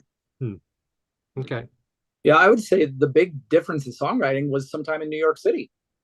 Mind Games and Walls and Bridges, that's John. But you could see the evolution. John had started off 1971 with Power to the People. Yes, Imagine has Oh My Love, but he was also doing God Save Us and Give Me Some Truth, and so there was kind of that little bit of radicalization going on. And by the time he met Jerry Rubin and those guys, that's when the difference changed. And there's only one album in his entire career where he would have repeated got to, and that was where the songwriting changed. And that was a huge misfire. Mind Games was the reversion back to that style for sure. And Number 9 Dream, that's going back to 1967, just that dreamy production sound. Yeah, he found himself again after that evolution towards something that was not truly who he was, which I think is the way he phrased it in 1980. Was like, that wasn't really me. That rabble rousing, nah, that's not who I am. To bring some of the songwriting into focus for Mind Games, we talked about how we'd wait until the last minute to get things wrapped up, because he say, all of a sudden I realize that I have a week, and then all of a sudden it starts to come out. But 3 of the songs that he wrote in mid to late July for Mind Games were Meat City, Rock and Roll People, and Tight As, which are not the same song. not stellar examples of John's writing. As great of a production as Tight As is, those are 3 rather simple songs. Yeah. And Scott had also said that he didn't do anything in 73, or in late 73. He did write Nobody Loves You. Oh, right. When You're Down and Out. Yeah. Okay. And the reason he didn't put that out at the time is he said, if I had recorded it when I wrote it, I would have ruined it. Yeah. But where does Frank Sinatra fit in there? Because he wanted Frank Sinatra to do that, I thought. That's right. Yeah. But I mean, he's had Sinatra was too busy rejecting suicide. Yeah. There you go. I mean, he's had bits and pieces of non-productive periods throughout his career, starting with the Beatles. I mean, especially we looked at, the Get Back, January of 69. I mean, what does he come in with? Not really much. And then, going into, like you said, this late 73, early 74 period where he's not, feeling the creativeness or his muse is not there. So, I mean, I guess you can say that it's not really that new. I mean, a lot of artists go through these periods where, either they have, writer's block, or they just, don't have any, the creative force just isn't with them at the moment. Isn't it funny how many years they go these days between albums? Well, yeah, exactly. I mean, granted, what you say, Tom, I totally get what you're saying for the time, for John. For that time, because, I mean, you're expected to have an album a year or 2 albums a year. Yeah. People goes 7, 8 years without an album. Yeah, not anymore. Yeah. John still managed to put out an album a year. Yeah. From 70 through 74. Correct. Even when you're talking about January of 69, there were some Lennon songs that the Beatles didn't pursue further. Right. So it's not like it was only Dig a Pony. Yeah. Right. Jumping off something you said, Scott, I think maybe one way that his material did change a bit is that, and paving the way for what would be double fantasy is, I think he was starting to move away from, and probably as a result from the Sometime in New York City debacle, moving away from the overtly political and the angry and the revolutionary. And not that he hadn't written personal material before, he certainly had, and we know that. But he was, looking even more and more and more inward, writing about vulnerability, about personal failings, about love, and that would really come in stereo in Double Fantasy, where, although he would be a little bit more about domesticity and family and that kind of thing. But he would also write about his own personal failures too. Like I'm losing you. Perfect example. Right. Exactly. Right. But and even everything you just said about the introspection and the family and the personal failings. Name one song on Sometime in New York City that touches on any of those topics. Exactly. None. Right. So you're getting away from that. That's his bailiwick, is being John Lennon, and he just got away from that. Exactly. Yeah. And so, slowly it seems in this, during that period, he was, moving away from that. And I mean, he would maybe do some like Free to People and like trying to put in some peace and love kind of stuff. But, eventually he'd kind of move away. I mean, certainly with this final album, it was more, as I said, about personal, family and that kind of thing. So, okay. So I mentioned that I thought it would be interesting to kind of bringing this to Chip, did you want Can I say one more thing here real quick before we move on? Tom sure. was alluding to how strong of a song that Number 9 Dream was, and it wasn't all good stuff, because right after Number 9 Dream on the demo tape was probably better classified as an improvisation, but it was called I'd Sooner Be. He goes, I'd sooner be a pygmy than a dwarf, and I'd rather be a monkey than an astronaut. And I would have loved to have heard that get finished, but that's all we got is, maybe there'll be some more on the new box, but we only have about a minute and a half of it. Right. Okay. Wow. Interesting. So at least he knew which of his stuff was good that he should pursue and which he didn't. Yeah. What's not good about monkey and astronaut? That's amazing. Right. I would take that all day long.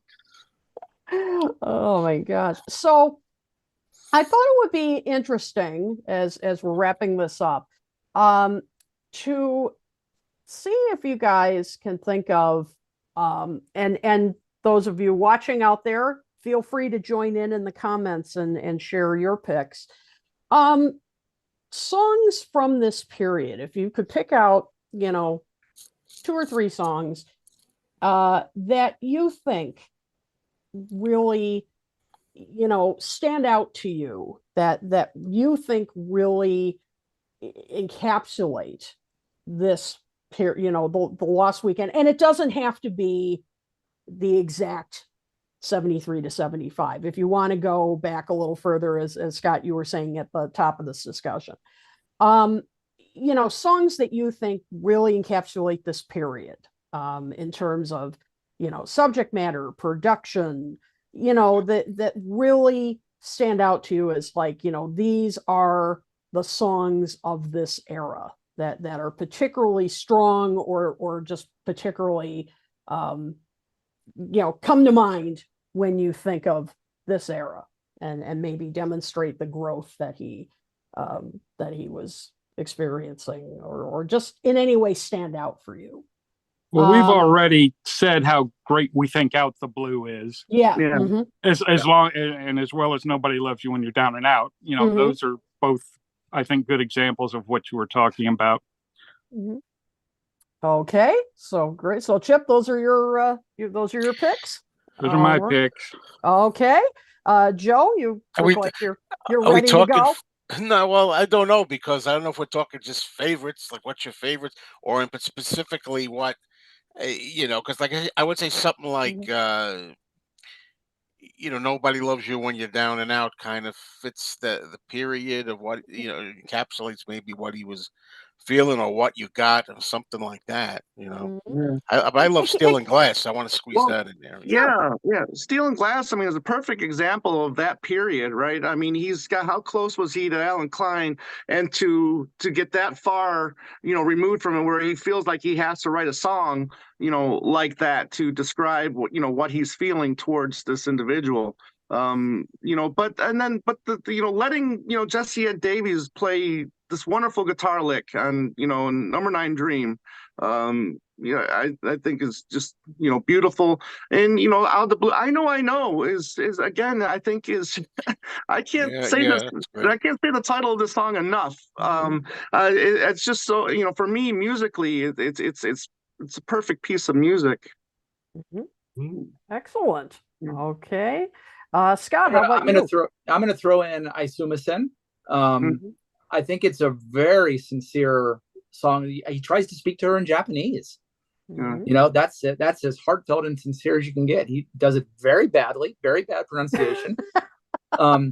But you know, the fact that he went there to really put his soul into that song and say, I am sorry for what I did. And you know, I mean, we don't want to get into the salacious details of the whole problem with their marriage, but he had a lot to be sorry for. Yeah. And that song feels very, very sincere from his heart. Mhm. I would also say, as many people have pointed out, the Lost Weekend was not all doom and gloom.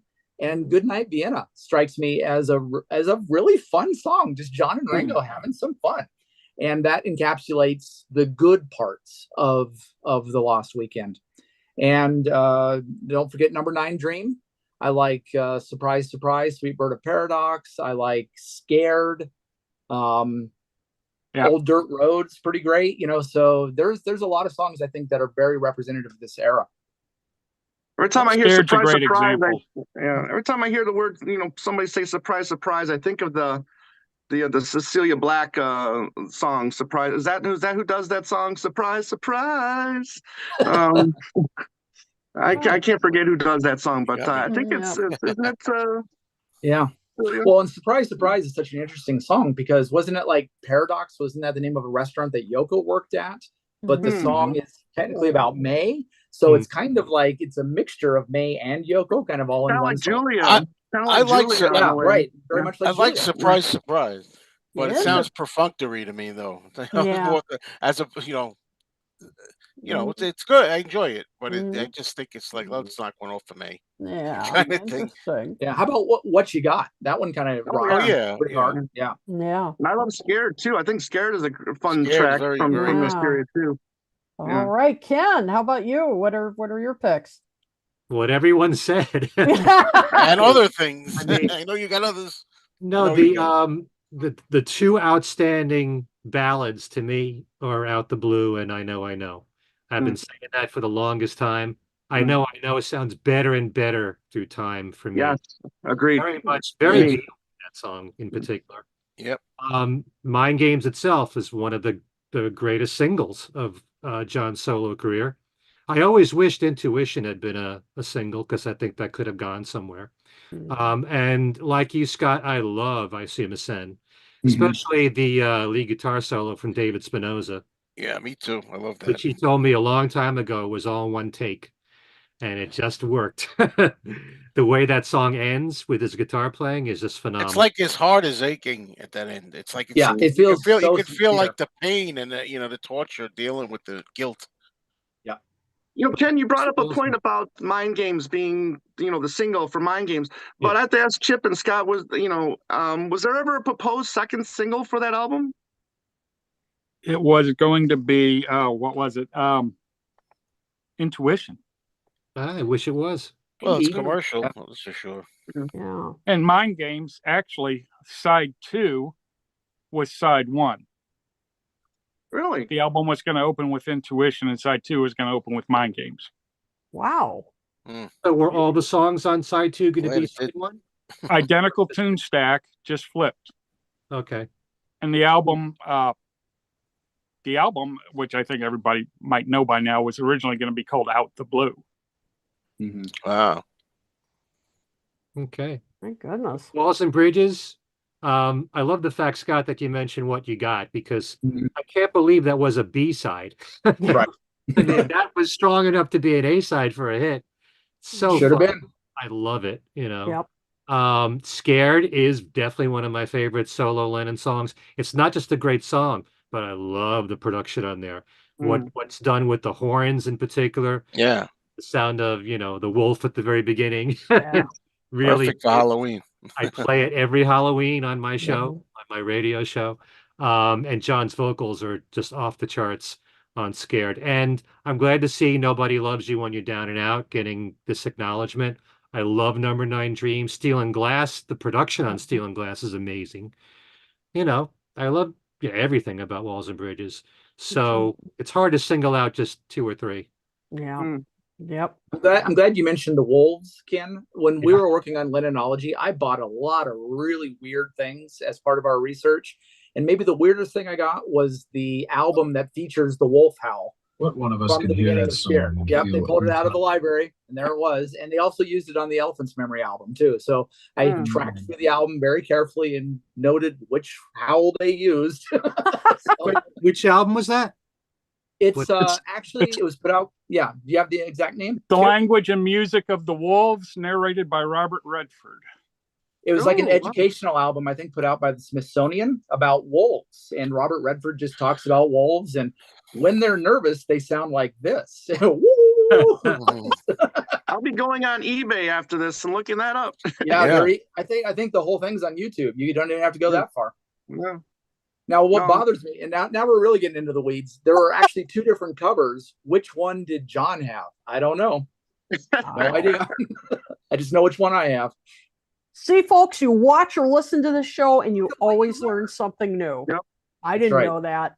Whether it's worth knowing or not. It's right up there. If it wouldn't take me 10 minutes, I'd go grab it. Oh, no. Yeah. Oh, that's bad. Wow, that is really interesting. Yep. And just quickly, the songs I pick are What You Got. I know many of you mentioned it, but I just love, I mean, great backing band. And lyrically, I love what he does when, at first you think, when he's saying, well, it's Saturday night and I just got to rip it up. And, and at first you think, oh, this is going to be one of those rockers, and then of course he takes a hard left and, and then turns it into this, of course saying, partying isn't what it's about. I mean, it's, so I like how he subverts our expectations. And Bless You, which has been mentioned earlier. Gorgeous song. Yeah, I love the kind of jazzy aspect to it. And what an interesting, I mean, talking about, growing as a songwriter, I love how the song, you would think it's about bless you, meaning Yoko, but it's no, bless the person who is with Yoko right now. I mean, it's about Yoko, but it's also about, bless who, the person who is with her now. I mean, that's fascinating. I mean, that's I think that's an incredible song. Just the beginning does say bless you wherever you are. Yeah, exactly. The beginning does say Yoko is addressing Yoko, but then it does address who she's with now. I mean, I just take good care of her, and that is an incredible song. Great. I love that song. And I didn't like it as a kid too much because slower and all that, but I love it now. I mean, I just love it. And you said when you mentioned What You Got, also, John Rocker's his solo career are few and far between, I would dare say. I don't know when you get something like that, and that made me think of New York City, if I can mention that, one of my favorites. And I thought, you think, Scott, with that, we were looking for a song off that album, which is like John talking about, like, not himself, kind of. That maybe that comes closest, even though he does mention all the people he from that he knows from New York City, David Peel and all that, but that's the closest maybe that comes to something that's not just the most autobiographical, but autobiographical. We learn about what he did on Tuesday. We don't really learn a lot about John Lennon.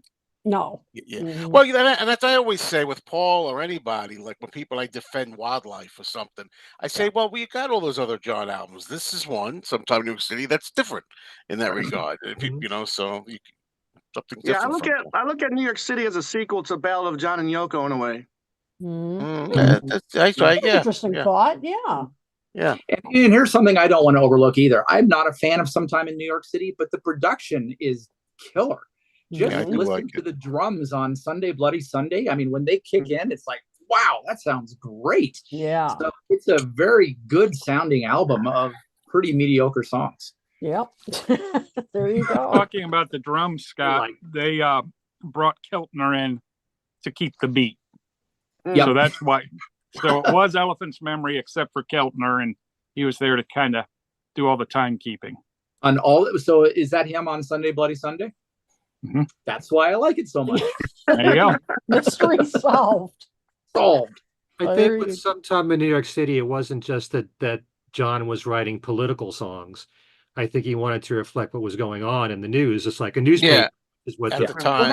Well, No, and that's what he was talking about in that quote. He was sort of being a journalist. Yeah. Right. But I mean, I make the point in Lennonology that, I mean, it was delayed because of the publishing and all kinds of different reasons. And by the time that album came out, not a single song was new. Angela had been out of prison for 6 months. The Attica State riots were 10 months ago. I mean, it was yesterday's news. And so that idea of singing the news really backfired in a very bad way. I mean, I guess we still have the Irish problem, but Attica didn't age well, right? Angela didn't age well. Yep. Don't get me started on that one. So. Yep. Yeah, right. That's right. So so I think overall this is a fascinating period to look at, and and I think it did, as obviously it was a rough period for John in many ways. I think we can all agree on that, but I think it was still a productive period, and I think it did, I think it did still, it was still a creative period for him in many ways. Maybe not in others, but I think it did, politically, productively, it definitely, it enhanced his producing skills and, honed them. I think it, and he still, created some great material. Is there anything else that anyone like to say to wrap up this era in his life? Any final thoughts? I'd like to say one thing about Ringo with the Goodnight Vienna album. And I understand what you were saying, Scott, about, there being this like a year and a half when John didn't write all that much. And, you can't compare songwriting to everything else that you do in the studio. But in addition to writing Goodnight Vienna, John was the reason why Ringo recorded Only You. And it was that arrangement of Only You. There are people who make a living out of advising people what songs to cover or songs to record. And John was the right person at that moment, because that song became a huge hit for Ringo. The fact that John also played on it and Harry Nilsson was on it. So I think John deserves some credit for that. So, in addition to writing Goodnight Vienna. The one thing, I mean, I have zero answer for this, but you have to wonder what role New York City plays in the whole thing. John had a history of running away to Los Angeles to solve his problems, right? I mean, the Beatles break up, boom, he spends the summer in Los Angeles. The immigration Kyoko thing is not going well. Summer of 72, boom, they go to California. Early 73, John and Yoko spend a month in California. California was a place where he went a lot to get away from things. So it makes sense that in September of 73, he did go there. But when you're surrounded by musicians and the music scene and the bar scene and people like Harry Nilsson and Mickey Dolenz and Ringo Starr, that's a very different scene than what was going on in New York. And so you have to wonder, I made the case that he didn't do anything creatively while he was in Los Angeles. And in fact, he couldn't even finish Pussycats in Los Angeles. He had to move the whole operation to New York. And once he did, that's when Walls and Bridges came out. That's when Goodnight Vienna came out. That's when he connected with Elton John again and David Bowie. All of that stuff was in New York, except for Elton John, which was in Colorado. But you have to wonder, how much was that state of mind for him by being on the East Coast as opposed to the West Coast? I have no idea, but it just makes me wonder. Not much got done in California. A lot got done in New York. Good point. Good point. Good. May Pang has made it a point to say that all people think about when they hear Lost Weekend is that John got drunk all the time. But if you add Mind Games and Walls and Bridges into the equation, it's a lot of music, along with rock and roll. And on all these other side projects, Elton John, David Bowie, and Ringo. Yeah. So I think it was a really productive time for him. So I still want to ask the question between Chip and Scott, what they truly consider to be the Lost Weekend period, because to me, it always means the period when John was separated from Yoko. But correct me about this. When he started Mind Games in New York, he was still with Yoko. So it wasn't. They were still living in the Dakota. Yoko's session like finished on a Friday with those musicians, and John started on Saturday with the exact same musicians in the exact same studio. I mean, they literally butted up right next to each other. So yeah, in fact, there's a picture of them actually walking to the studios. It's John, Yoko, and May. So then if you only think of the Lost Weekend as when John and Yoko were separated, you really can't include Mind Games then. Here's a fact that's probably not well known yet because Lennonology Volume 2 isn't out yet. But Yoko co-produced the majority of the bed tracks on Mind Games. She was in the studio. Wow. And she's evident on a lot of the session tapes. So I don't know if that helps answer anything, Ken, but Sure it does. Wow. John. Wow, But, exclusive, I mean, folks. To answer your question, I mean, I would argue that the Lost Weekend kind of mentally began with the immigration and Kyoko stuff in 72 and truly kicked off in delightful fashion on election night 1972. And I don't want to get into the salacious details. yeah. Right. Read our Right. book. Yeah. But that was the night where their relationship was maybe not broken, but extraordinarily damaged. And I kind of feel 1973 is John's apologia. The entire year was him trying to make it up to Yoko, going to the feminist conference with her and really pushing approximately Infinite Universe and everything he could to get over that one bad night. And I think that's where the Lost Weekend began, a good year before he took off to Los Angeles. But what did John think? Yeah. Right. And how glib is it though, to just say, to take the title of a movie and say, yep, that was that period in my life. That seems a little glib, for somebody as smart as him. But everybody picked up on that. Right. And has run with it. Right. Yeah. Yeah. The question really should be, is the Lost Weekend when John and Yoko's relationship really started to struggle? Or is it really when John was separated from Yoko? Yeah. Well, John said with the separation and the drinking. I'm going to stick with that because it's not for us to. Yeah, we can have fun speculating as a side thing. Yeah. Like we're doing, actually. That's what we're doing. Yeah. I mean, you can physically say until he and May got on that plane in September of 1973, that's when it began. That day, that the night they went out to see, who was it, Neil Young together, their first night in LA? Yep. When they were at the club seeing Neil Young, that's the beginning of the Lost Weekend. That's another way to look at it, for sure. He was out in a club with May and not Yoko. Yeah.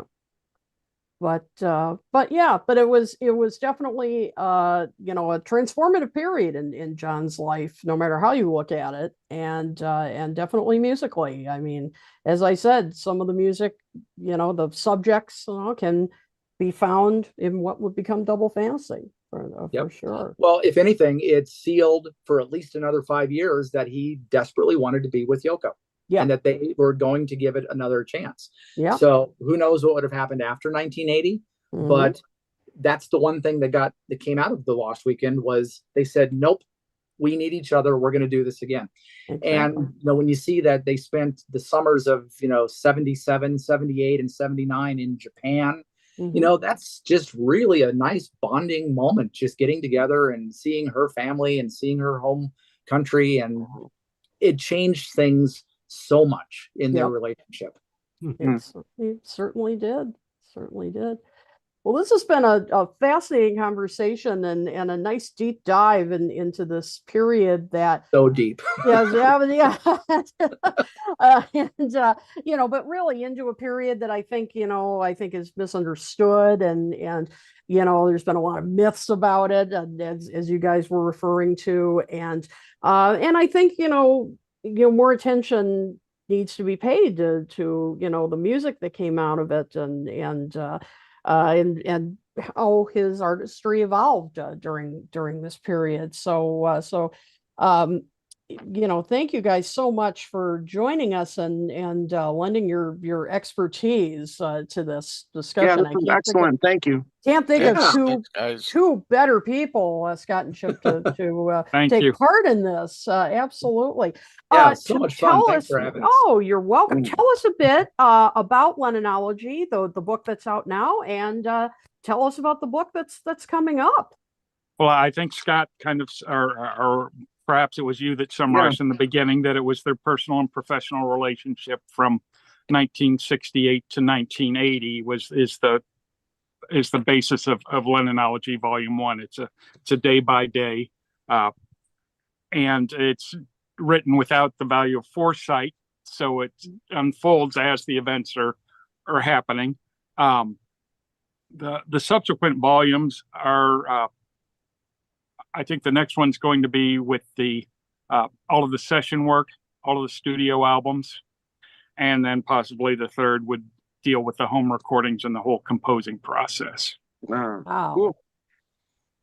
Yeah, Sign for us those up. who don't So- know, Chip was the co-author of Eight Arms to Hold You, which is Yes. still the ultimate reference book on the solo years. Yes, it is. And he and I had gotten to know each other over the years a little bit. And out the blue, he came to me and said, I've got a ton of information about John Lennon. How about, there it is. Yep. Why don't you and I write the ultimate John Lennon book? And I was like, yeah, sure. And he and I both thought it was, everything was on the internet. We've got all this information already. It's going to just be 2 years, maybe max. How long did it take, Chip? 15 years? Yep.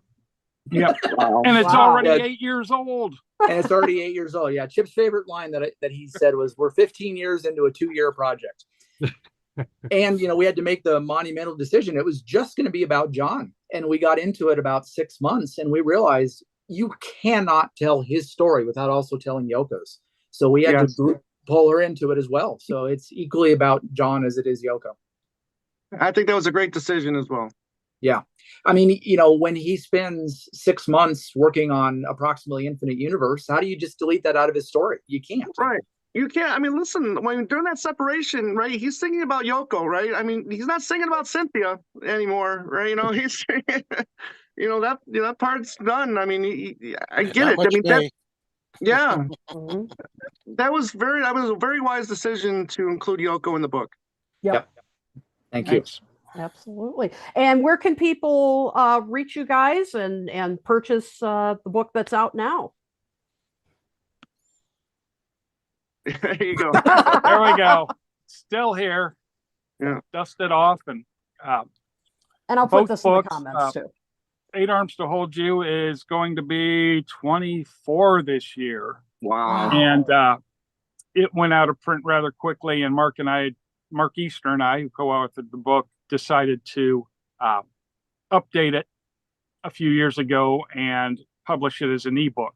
So it was still available. So you can get the ebook of Eight Arms here at Lennonology.com, as well as the hard copies of the Lennonology Strange Days Indeed Volume 1 book.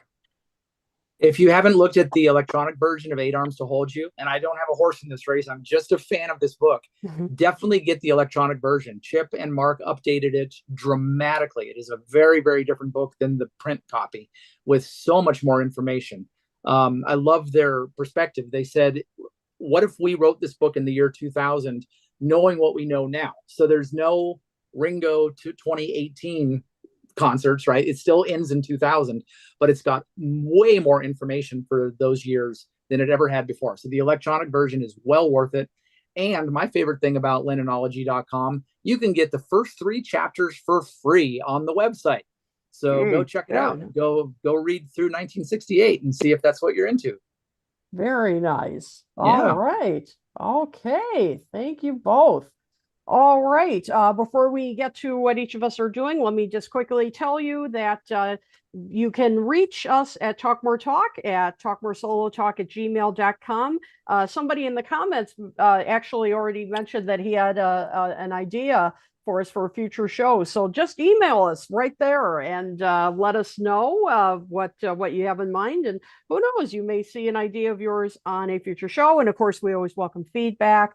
And don't forget to subscribe to this channel right here, and smash that like button, as the kids say. And thank you all, as always, for your support of our show. We couldn't do this without you. And of course, you can find us on virtually any podcasting platform you can think of. You can find us on Facebook. Just like our page there, and you'll be notified of any future episodes. You can find us at talkmoretalk.com and on Twitter, X, whatever the heck it's being called these days, at talkmoretalk1, the number 1. And I think that's everywhere you can find us. So, Tom, why don't you tell folks what you're up to? Great, thank you. Well, Two Legs. We last week we just featured our friend Owen Ling with part 2 of our look at the Paul and George relationship throughout the solo years. As you know, Owen Ling just contributed to this magazine right here. He wrote about the album New, and be on the lookout in the future, because we're going to also feature some of the other contributors that wrote about the albums in this magazine as well. This is a fantastic magazine that you can get at Barnes and Nobles now, so check it out. We're also going to talk about the 50th anniversary of the Band on the Run, especially those underdubbed portion of the 2-disc set. And we're going to both be at the fest for Beatles fans, so we're looking forward to that, seeing all of you. And then, as you guys all know, that we're going to be there as well. Being myself, Joe, Ken, and Kid, hopefully, we wish Scott and Chip would be there, but I don't think they're going to participate in the fest. But we're looking forward to seeing everybody there, and we've got a lot planned for the future. So check out Two Legs, a Paul McCartney podcast on YouTube, and then we're also on every audio platform you can find. Wherever you like to listen to podcasts, we'll be there. All right. Always busy. And yes, we hope we'll have information very soon on panels. Please check our Facebook pages and all for details. As soon as we have them, we'll get them to you. Joe, how about you? What are you up to? Well, my YouTube channel is called Mean Mr. Mayo, and some of the things I've been talking about lately, I did a Meet the Beatles 60th anniversary presentation. I talked about Beatles at the BBC vinyl collection, did a Melanie tribute short little video on that, and Record Store Reality, where I do my soap opera from the record store that I frequent that people seem to like. And some of the new things that are on the Mean Mr. Mayo channel. No rants for a while. It's been at least a couple of weeks, I think. But I'll find something to rant about. I know you will. All right. And last but definitely not least, Ken, what about you? Well, after some kind of a hiatus on my YouTube channel, things have been picking up in the last few weeks. I just did my first Ultimate Beatles trivia show in a few months, and I had John Borack on there. I mentioned before he's a contributing writer and editor for Goldmine Magazine, also the author of The Beatles 100, 100 Pivotal Moments in Beatle History. Also, Doug Wolfberg was one of the contestants on the show. He's the author of this new book called Fab But True, Remarkable Stories Revealed of Things That Happened in Beatle History. Also, Rick Glover from Fans on the Run. The three of them were the contestants on the latest show. You can check that out and find out who won. And it tests your knowledge on all things Beatles, group and solo, on my YouTube channel, Ken Michaels Radio. You mentioned Owen Lynn. Well, he's in 2 of my newest shows. We did an interview recently that was an overview of Paul McCartney's solo career. And also I did a show because Owen had written an article a couple of years ago saying that Tug of War was Paul McCartney's best solo album. So I thought we'd have a debate about that. And we had Owen on the show, along with Beatley Tone, who has his own YouTube channel, has been a guest on Two Legs. They do a feature on Two Legs, Stuck Inside These Four Walls. And Dino Vishera, who has his own Facebook channel called Coming Up, The World of Paul McCartney. It's all about Paul on his Facebook channel. And he's got a YouTube channel as well. So the three of them and I discussed whether or not Tug of War is Paul's best album and what we all feel if not, represents Paul's best. And then I also did an interview with music legend Tony Orlando. Tony is about to do his very last tour, and the very last show will be right near me in Connecticut at Mohegan Sun on March the 22nd. So we talked about his entire career, his early years working, in the Brill Building area, knowing a lot of the great songwriting teams of that time and songwriters, and also his hits with Dawn in the 70s especially. And we did some Beatle talk as well. It actually mentions in Live at the BBC Volume 2 that the Beatles recording of Beautiful, oh no, that's on the first one, the first Live at the BBC. Beautiful Dreamer, the Beatles arrangement of Beautiful Dreamer was based on Tony Orlando's recording of the song. So we talked about that a little bit.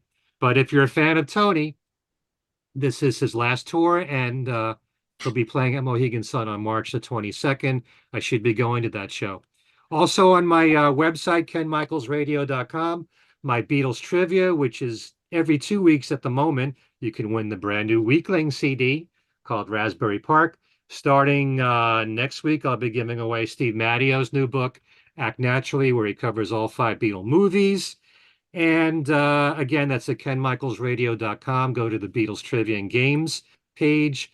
For those of you that want to hear my syndicated Beatles radio show called Every Little Thing, the easiest way to listen is to go to WFDU's channel, their website actually, WFDU.FM. And they keep 2 of my shows in their archives, the most recent ones that have aired on the radio station. So if you go to WFDU.FM, click on the archives page, you can listen to my 1 hour syndicated Beatles show with Beatles solo, Beatles related music, themes. It's all packed into 1 hour. And finally, Things We Said Today has been on hiatus because of Alan Kozin working on the McCartney Legacy Volume 2. I'm telling you. Well, if you want a little update, he told me he's finished writing it, but now he's got all the editing to do. Yes. So that's why we haven't done a show in the new You year. hear that, Mark? Lewison, come on, let's go.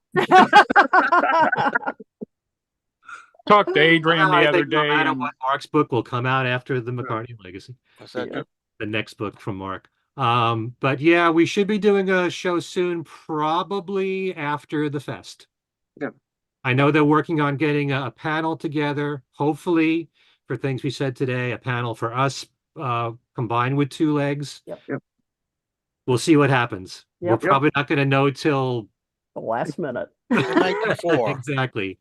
But we'll let you guys know, like Kit said on our Facebook page, and we'll spread the word around. Yes, absolutely. Thank you, Ken. Just a couple of quick things for me. The latest episode of Toppermost and Poppermost is out. We are talking about the charts, the UK charts in January 1964. Next up, very soon, will be the US charts in January 1964. Yes, Beatlemania is finally arriving in the States. And now our work is really cut out for us on the show. We're going to be doing some long shows. You're going to be busy. You're going to be busy. That's right. But we're having a lot of fun doing it. So you can find episodes on Toppermost and the Poppermost.net. Please check us out. And speaking of the Beatles, tomorrow, if you're watching this show or listening to it on January 29th, on January 30th, I'm going to be returning to the Monmouth Tuesday Night Record Club. They are doing a special episode talking about Meet the Beatles, the 60th anniversary of its release. So I'm joining our good friend Ken Womack, and we're going to be going through certain tracks of the album. So really looking forward to guesting on that. We're going to do another deep dive into that album. So I hope to join you. I hope you'll join us, rather. The link is on the two legs. Well, I can put it on your Two Legs page if you'd like. That's fine. Send me the link. I'll throw it on there. All right. But it's on the Talk More Talk Facebook page. It's on my page. So hope to see you there tomorrow. So again, this has been a wonderful show. We may be back next week with a bonus show. So stay tuned. Stay tuned. So we will let you know, and we will let you know about our panels, hopefully at the fest. So just stay tuned to our Facebook page, and also this channel here. I'll put it up on the community tab. So thank you once again for joining us. And Chip and Scott, thank you again. We really just had such a great time talking about the Lost Weekend with you guys.